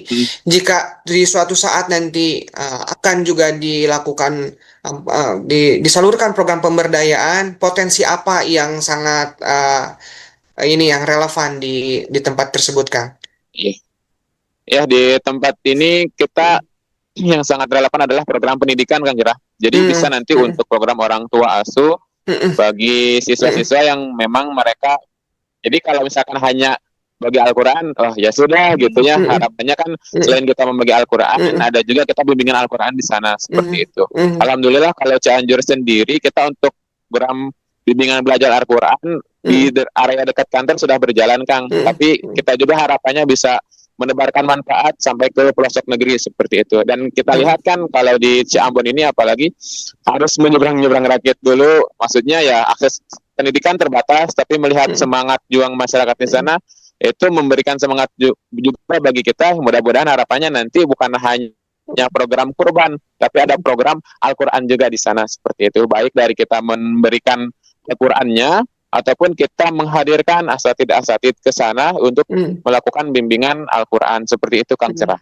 Baik, Ayah Bunda, selain nanti program kurban impact ini berjalan untuk di Cianjur, rencana terdepannya adalah akan menyalurkan mushaf Al-Quran dan juga ada program orang tua asuh yang jadi terbuka ladang pahala untuk ayah, bunda, dan sahabat MQ dimanapun Anda berada menjadi orang tua asuh penghafal Al-Quran DT Peduli Cianjur. Ya, kalau misalkan ingin terhubung dengan kantor Cianjur, menghubungi nomor berapa, Kang? Biar nanti jemaah bisa langsung tanya-tanya. Ya, bagi ayah bunda yang ingin menghubungi call center Cianjur bisa di 0821 16 16 5665. Baik, terima kasih Kang Bagus. Nanti bisa via call center pusat juga bisa ya, Kang. Betul sekali Kang Bagus. Untuk alamat lengkapnya kantor Cianjur di mana, Kang Bagus? Untuk alamat lengkap kita di Jalan Pangeran Hidayatullah 10B, atau kalau masyarakat Cianjur biasa nyebutnya di Joglo, Kang Cerah. Baik ya Ayah Bunda, bisa berkunjung langsung ke kantor kami sebelum Selamat Pasarbaya. Baik, alhamdulillah. Ya, insya Allah kami tunggu kehadiran jemaah semuanya. Baik, terima kasih Kang Bagus untuk penyampaian informasi dan laporannya. Sebelum ditutup nanti ini kan ada penayangan video proses ini penyaluran kurban impact di Cianjur. Tabarok kakak admin untuk ditampilkan videonya. Oke. Bismillahirrahmanirrahim. Assalamualaikum warahmatullahi wabarakatuh. Sahabat peduli. Sekarang tim DT Cianjur sedang melaksanakan pendistribusian hewan kurban berupa sapi dan domba. Mohon doanya mudah-mudahan lancar sampai dengan pelaksanaan. Dan ini kita sekarang sedang melaksanakan penyeberangan basah di salah satu sungai untuk menuju titik lokasi, ya ini di Kampung Ciambon. Sekian, Assalamualaikum warahmatullahi wabarakatuh. Baik, bismillahirrahmanirrahim, sahabat peduli. Hari ini kita sedang melakukan penyeberangan pada pukul 1:26 ini hari. Kita baru tiba di penyeberangan antara Cikadu dan Naringgol atau dan bisa dilihat, alhamdulillah sebenarnya ini rakit sisa-sisa terbawa arus. Qadarullah wa arus, ya alhamdulillah masih bisa terselamatkan meskipun ada beberapa bambu yang mungkin sudah patah dan keropos. Masya Allah. Wayangnya. Untuk kegiatan besok pelaksanaan kurban imlek di Kampung Ciambon, Desa Margasari, Kecamatan Naringgol berjalan dengan lancar. Jadi siapanya ayah lembur di dia acan anu kurban sapi. Biar 40 tahun. Lebih 2 kali. 20 tahun sekali berarti. Baik, bismillahirrahmanirrahim. Sahabat peduli, hari ini kita akan melaksanakan asesmen wilayah untuk titik lokasi insya Allah dalam program kurban pelosok. Dan pada hari ini alhamdulillah kita akan menuju ke tempat lokasi. Jadi untuk ke tempat lokasi ini kita harus menyeberang sungai. Bisa dikatakan satu-satunya karena akses jalan ini jika air meluap tidak bisa diseberangi. Baik, bismillah, ini kita mulai. Sedang mencoba merasakan perjuangan adik-adik kita yang tadi menyeberang. Ini proses penyeberangan sebenarnya melawan arus. Harus menarik dengan tali untuk menyeberangi sungai ini, insya Allah.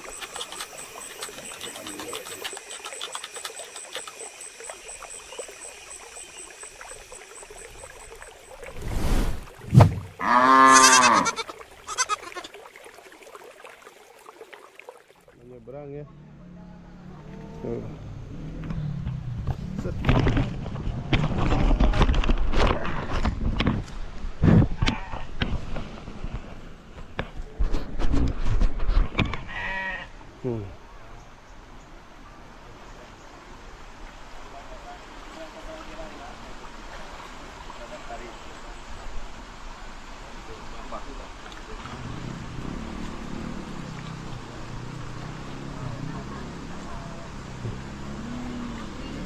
Alhamdulillah setelah dibantu oleh banyak warga masyarakat Desa Margasari, alhamdulillah sapi selamat menyeberang ya. Ada Kang Yunus di sana.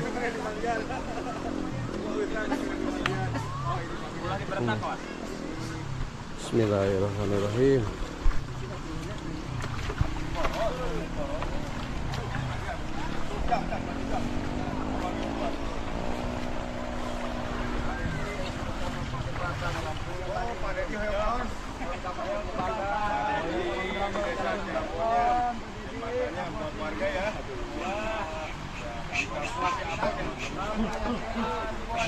Medannya nggak sangat tidak mudah sekali.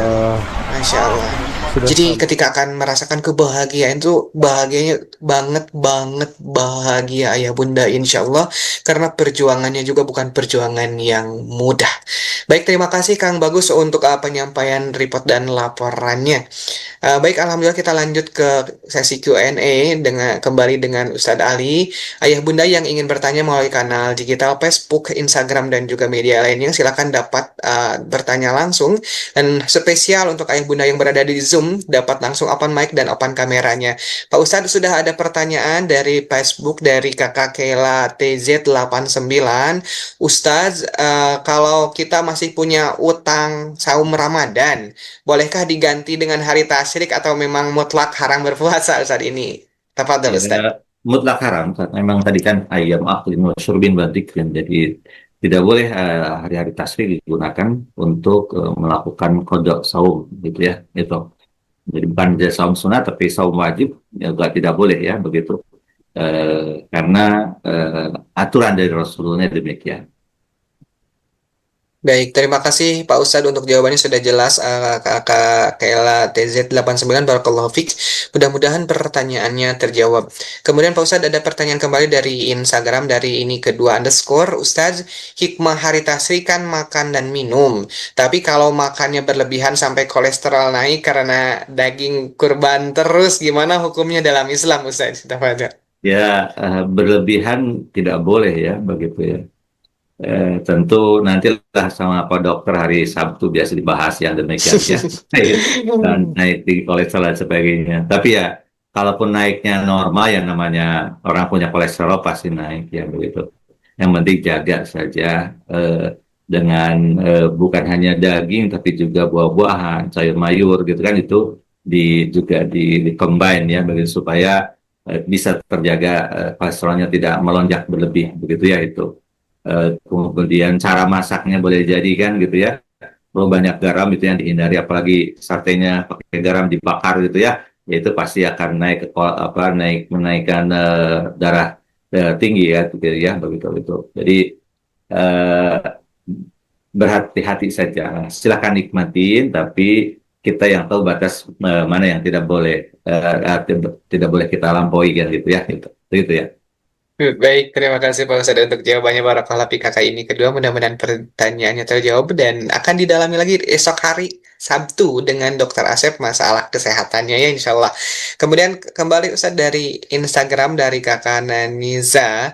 Suami saya malah sahur Ustadz. Pas malam hari tasrik dia malah mau puasa karena nggak tahu hukumnya. Kalau terlanjur puasa dari pagi karena nggak tahu apa harus langsung dibatalkan? Ya harus langsung dibatalkan ya begitu. Karena kan ibadah sekali lagi kata Ustadz bukan semata bagus menurut versi kita, tapi mentaati aturan Allah dan Rasulnya itu juga menjadi sebuah hal yang harus dilakukan sebagai ibadah kita, gitu ya, kan gitu ya itu. Ketika Rasul larang ya sudah, kita mah sami'na wa ata'na, kami dengar kami taati ya Allah, gitu kan gitu.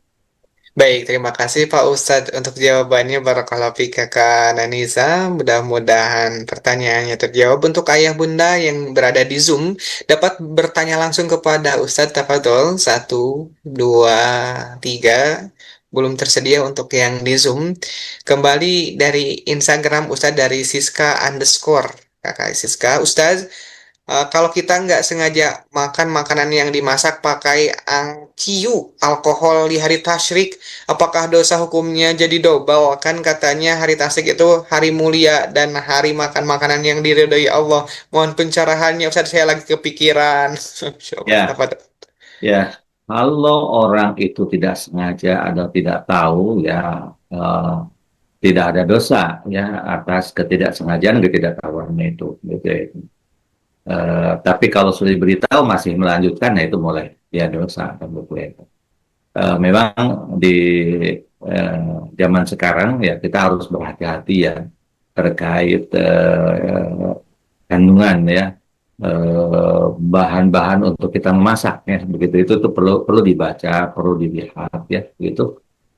Ada label halal atau tidak gitu kan gitu ya itu. Walaupun ada label halal, kalau label halalnya mencurigakan, kita harus pastikan. Tapi kalau label halalnya betul, kemudian di situ jelas ya kehalalannya, ya kita boleh untuk menggunakannya gitu ya itu. Tapi kalau dari awal ini sudah mencurigakan, apalagi ini memang cenderung kandungannya adalah banyak yang diharamkan, ya udah tinggalkan begitu ya itu. Maka kehati-hatian itu penting, jangan sampai akhirnya seperti tadi yang ditanyakan yang gitu, tidak sengaja begitu ya, boleh jadi tidak. Kalau tidak sengaja tidak apa. Yang tidak boleh adalah kita sudah tahu tapi karena nikmat kita melanjutkan. Nah itu dosa begitu ya itu.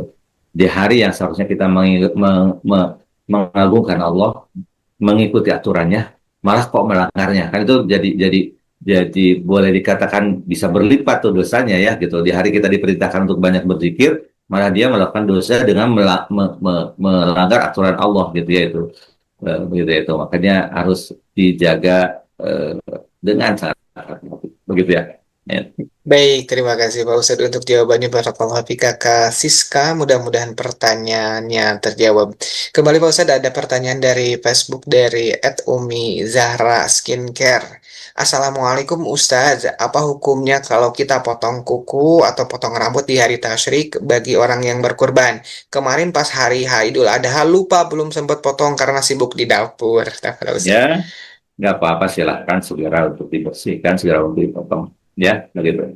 Tidak masalah ya, tidak masalah. Mangga, mangga. Baik, Alhamdulillah terima kasih Pak Ustadz untuk jawabannya. Barakallahu Fika Umi Zahra Skincare. Mudah-mudahan pertanyaannya terjawab. Silakan untuk ayah bunda yang ingin bertanya kepada Ustadz langsung di Instagram, Facebook, dan YouTube. Kami tunggu ya, masih ada waktu sampai jam 7.00 waktu Indonesia Barat. Ustadz kembali ke pertanyaan dari Instagram dari kakak220 Zul. Ustadz, teman saya non-muslim nanya, kenapa umat Islam dilarang puasa pada hari tasyrik? Bukannya puasa itu bagus untuk detoksifikasi setelah makan daging banyak. Gimana cara jelasin hikmahnya dari sudut pandang agama dan medis yang gampang dimengerti ya, Tad? Baik. Kalau usah mungkin dari sudut pandang agama, kalau dari sisi medis ya, pertama ya dalam Islam kita memang dianjurkan di hari-hari tasyrik ini dan juga hari raya untuk makan dan minum. Tapi tetap kaidah dasar dalam agama kita adalah kulu wasrobu wala tusrifu, ya gitu ya. Makan, minum, tapi jangan berlebihan, gitu ya itu ya. Jadi menikmatinya kita makanan tidak seperti menikmatinya mereka yang di luar Islam, begitu seharusnya kan begitu ya. Kita makan dan minum itu hanya untuk mensyukuri atas karunia nikmat yang Allah anugerahkan kepada kita, itu ya itu. Yang kedua, sebenarnya kebanyakannya yang salah bukan dimakan dagingnya, ya bukan dagingnya. Yang salah adalah di cara prosesnya, gitu, proses memasaknya, gitu itu. Di sini orang perlu belajar, orang perlu mengupdate ilmu, gitu. Bagaimana cara mengolah daging, cara memasak daging yang itu tidak akan berdampak buruk bagi tubuh kita. Ya begitu itu, ya itu. Jadi bukan pada dagingnya yang menyebabkan kolesterol, tapi lebih banyak pada faktor cara memasaknya dan berlebihan ketika menikmatinya. Itu penting ya, begitu.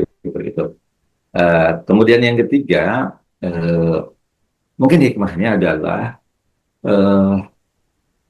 kegembiraan itu kan sesuatu yang sangat bagus buat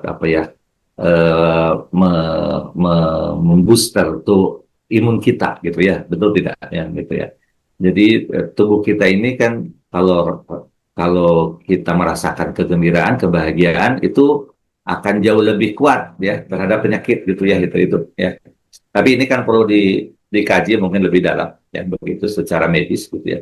Tapi saya yakin kegembiraan itu akan membuat hormon-hormon yang positif bagi kita itu akan naik, gitu ya, itu. Makanya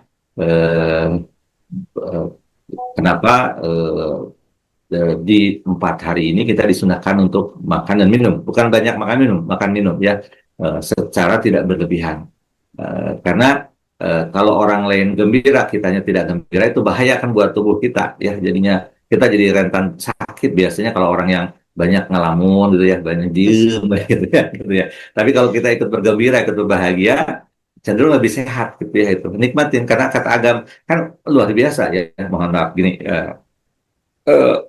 kita makan, kita minum, suasana kita juga bahagia, gembira, gitu kan. Itu akan, menurut Ustaz, itu akan membuat tubuh kita jadi lebih sehat. Boleh jadi kita ini makan tapi banyak dalam tekanan, gitu kan, banyak mikirkan hal-hal yang nggak jelas, itu yang membuat jadi tubuh tidak bisa menyerap hal-hal yang baik dari makanan yang kita makan, boleh jadi kan, gitu ya. Nanti besoklah ke Pak Asep, Pak Dokter Asep ditanyakan.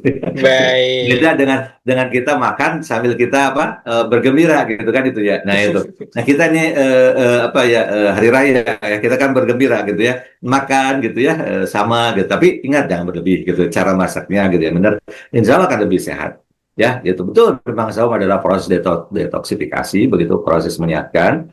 Tapi kan nanti ada tanggal 13.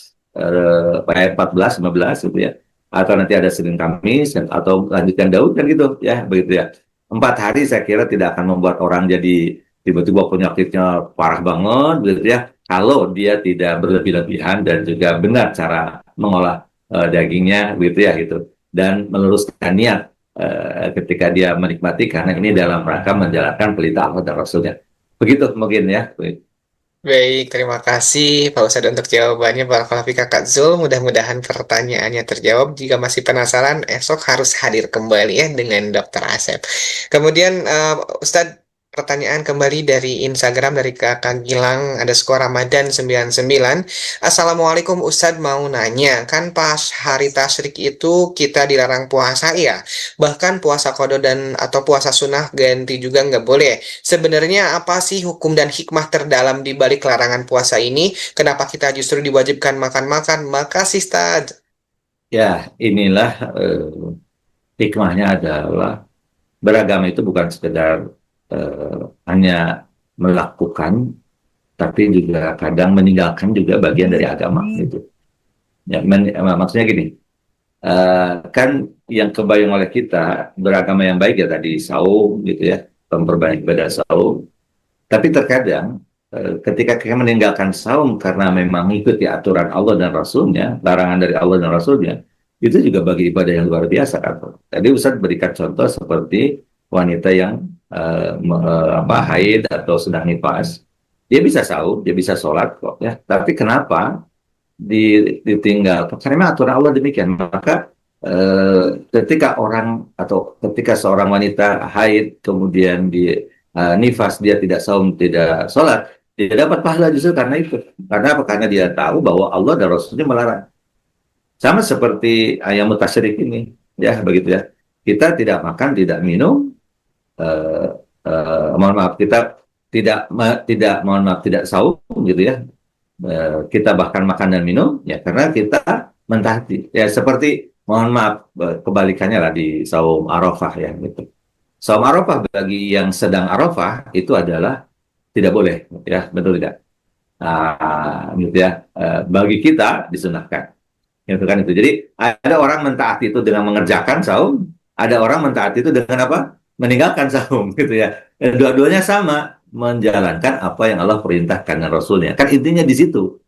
Gitu ya, taat ya, ditaat itu taat menjalankan apa yang diperintahkan atau taat dalam menjauhi yang dilarang. Kan gitu aja. Itulah beragama gitu ya itu. Makanya kita tidak melihat bahwa, tidak mengatakan bahwa saum itu jelek, bukan. Saum itu tidak bagus, bukan. Saum itu ibadah yang luar biasa. Tapi khusus untuk di hari raya dan hari tasyrik, karena tuntunan dari Allah dan Rasulnya itu tidak boleh kita saum, ya sudah, kita sami'na wa ata'na, kami dengar, kami taati. Simpel aja begitu ya, gitu.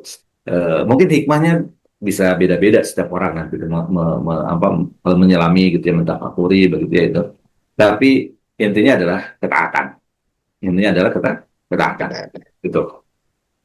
Baik, terima kasih Pak Ustadz untuk jawabannya. Barakallahu fiik Kakak Gilang Ramadan 99.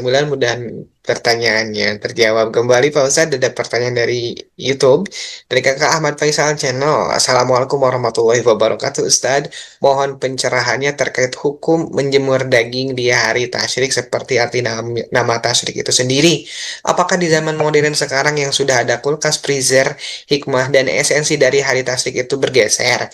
Dan bagaimana hukumnya jika kita sengaja menyimpan daging kurban sampai berbulan-bulan setelah hari tasyrik lewat? Syukran Ustadz, sehat selalu. Ya, amin. Terima kasih atas doanya.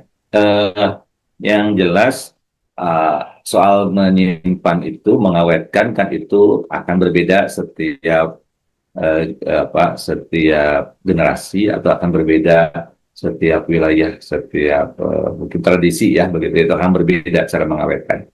Kita tahu cara mengawetkannya orang Afghanistan itu berbeda mungkin dengan cara mengawetkannya orang Arab misalkan, nah, gitu ya. Cuma kan memotret apa yang terjadi pada zaman itu ya, begitu ya itu.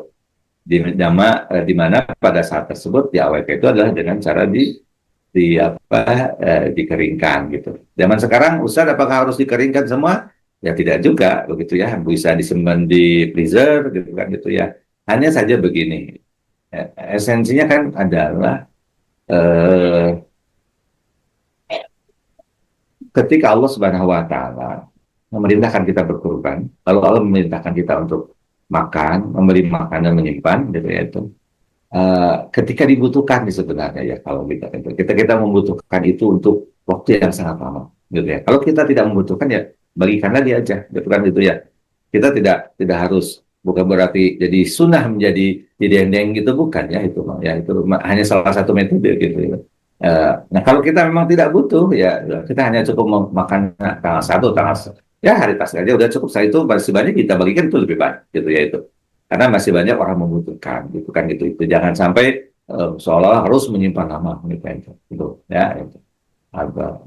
Jadi tidak mengapa gitu mau nyimpannya di kulkas, tapi ya jangan sampai tadi ya kita tidak membutuhkan tapi kita numpuk-numpuk di kulkas, buat apa ya. Justru agama ini kan mengajarkan kepedulian adalah salah satu hal yang penting ya di agama Islam itu. Nah, makanya tidak ada agama yang begitu memotivasi para pemeluk untuk berbagi lebih daripada Islam, menurut Ustaz ya. Menurut pandangan pribadi Ustaz ya.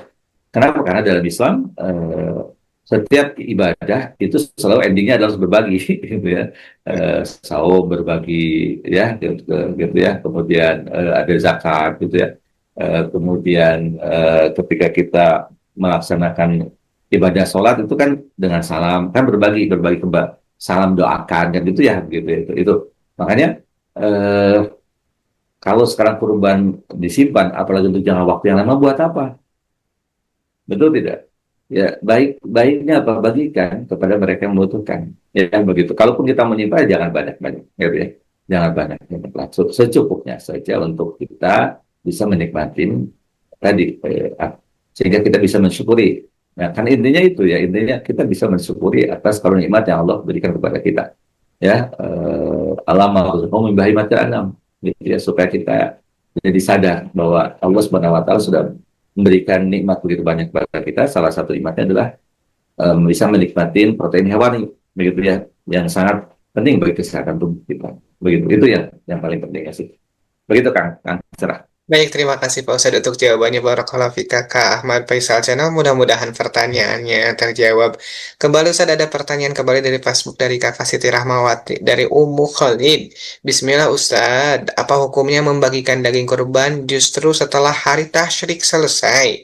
Karena panitia di kampung kami kekurangan tenaga untuk mencacah daging. Apakah menyalahi aturan syariat? Mohon dijelaskan juga hikmah kenapa hari tasyrik itu jumlahnya harus 3, 11, 12, 13 Hijjah, kenapa tidak 1 atau 2 hari saja? Matur nuwun Ustaz. Ya, yang pertama boleh kapan saja. Bahkan yang belinya juga kan boleh hari tasyrik ya. Berarti membagikannya pasti di hari tasyrik. Atau boleh jadi menyembelihnya di hari raya biasa, ya tanggal 10, tapi kita membagikannya hari tasyrik, nggak apa-apa. Bahkan kalau membagikan sih di luar hari tasyrik juga nggak apa-apa, ya begitu. Ya kayak di kornet gitu kan, tadi di dendeng gitu, pasti bisa di luar hari tasyrik, nggak apa-apa. Nah, kemudian kenapa harus 3 hari? Ya ini Ustadz jujur belum tahu ya jujur ya. Kenapa harus 3 hari ya? Tapi kalau agama kan kita sami'na wa ata'na. Tapi kita coba untuk menggali hikmah lah ya, begitu. Kenapa 3 hari ya begitu? Ya karena memang proses berkurban itu kadang mungkin hikmahnya Allah gitu ya gitu. Ada daerah-daerah yang boleh jadi kurbannya banyak sehingga butuh waktu yang lebih lama untuk tadi seperti yang ditanyakan ya, untuk mengolahnya, mencacahnya dan sebagainya gitu. Atau boleh jadi memang hikmahnya kenapa harus 4 hari dengan ibadah kurbannya, hari naharnya yang menahar, karena boleh jadi juga ruang untuk orang melakukan ibadah ini jadi lebih luas ya gitu ya. Coba kalau 1 hari kan tanggal 11 sudah nggak bisa udah gitu ya. Padahal misalkan ini contoh seperti sekarang ya, kita sekarang misalkan tanggal berapa?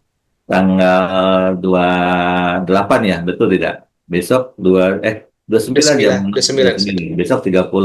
Boleh jadi mungkin ada orang yang gajian nih hari ini nih gitu ya, tanggal 29. Atau ada yang gajian besok tanggal 30 kan gitu misalkan gitu ya. Akhirnya nanti saya mah gajiannya dari kurbannya dari gajian gitu. Nggak mau minjam ya, misalkan boleh jadi kan gitu ya, itu hikmahnya wallahu a'lam bishawab gitu ya.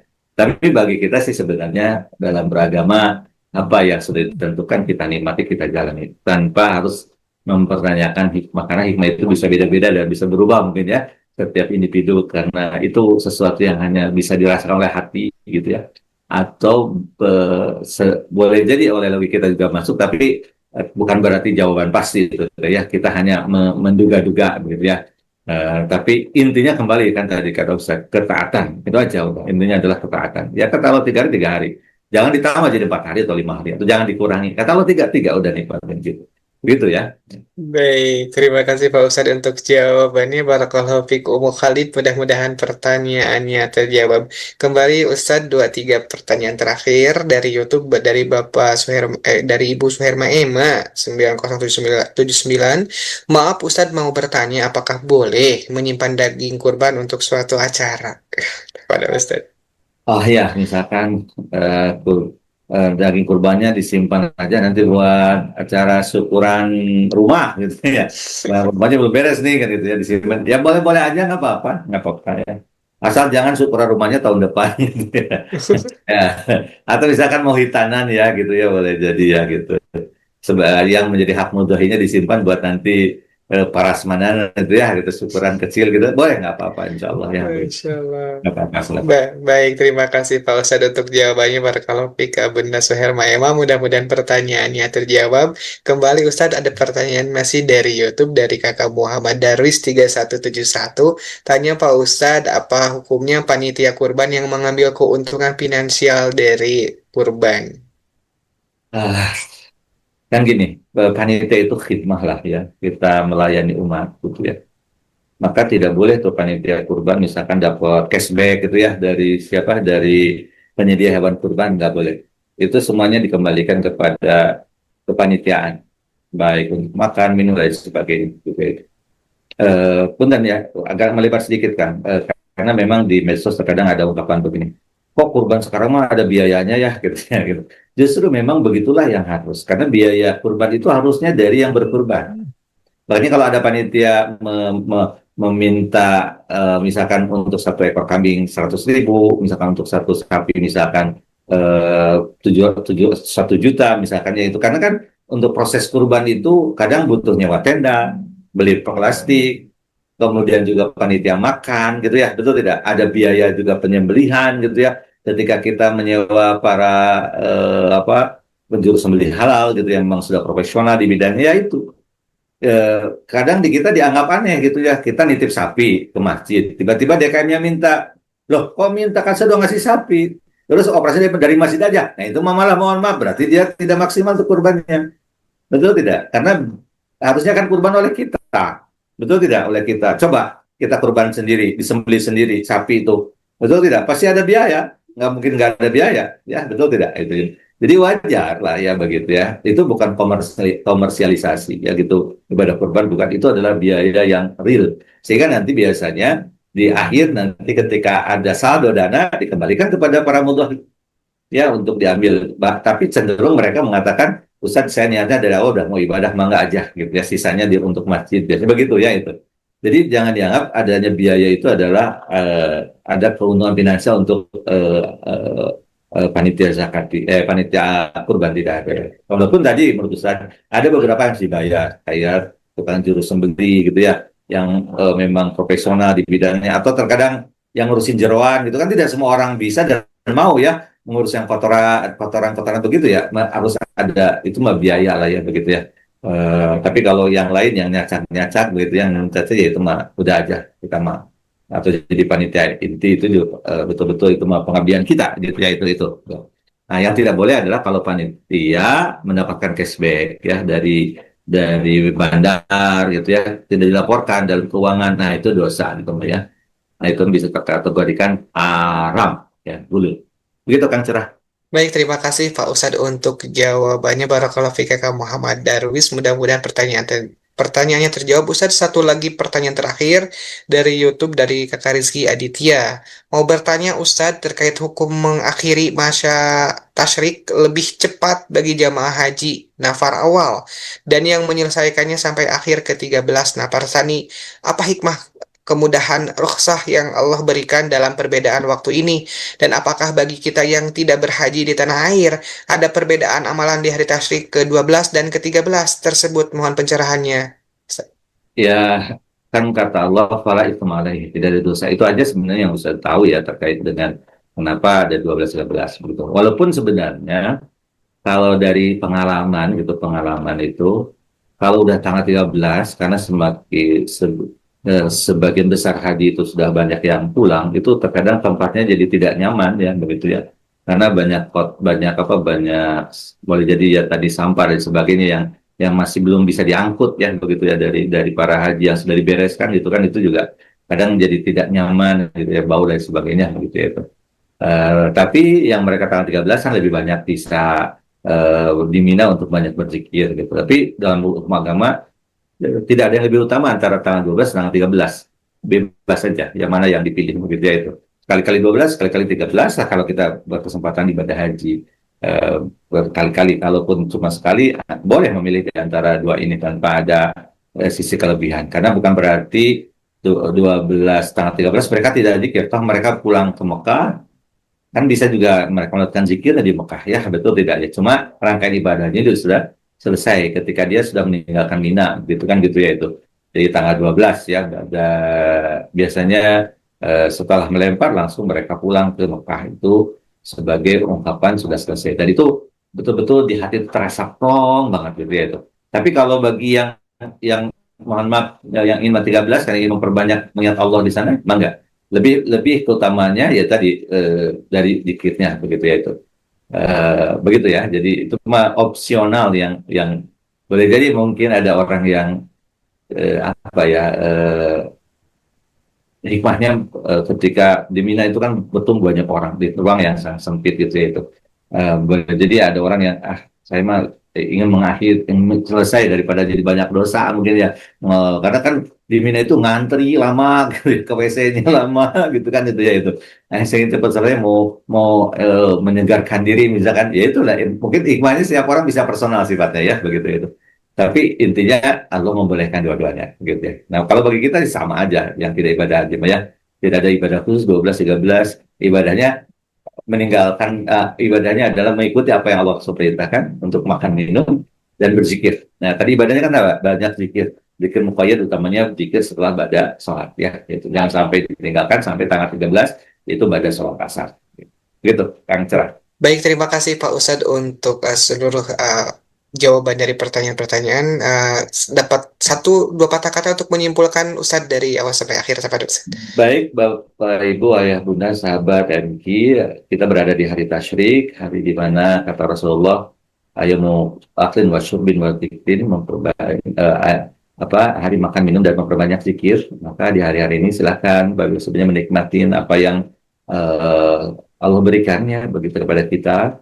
Hewan kurban yang mungkin sekarang rata-rata sudah ada di rumah kita, begitu silakan untuk dinikmatin. Ingat jangan berlebih, cara masak yang benar ikuti panduan dari para ahli gizi dan juga para dokter supaya lebih sehat begitu ya.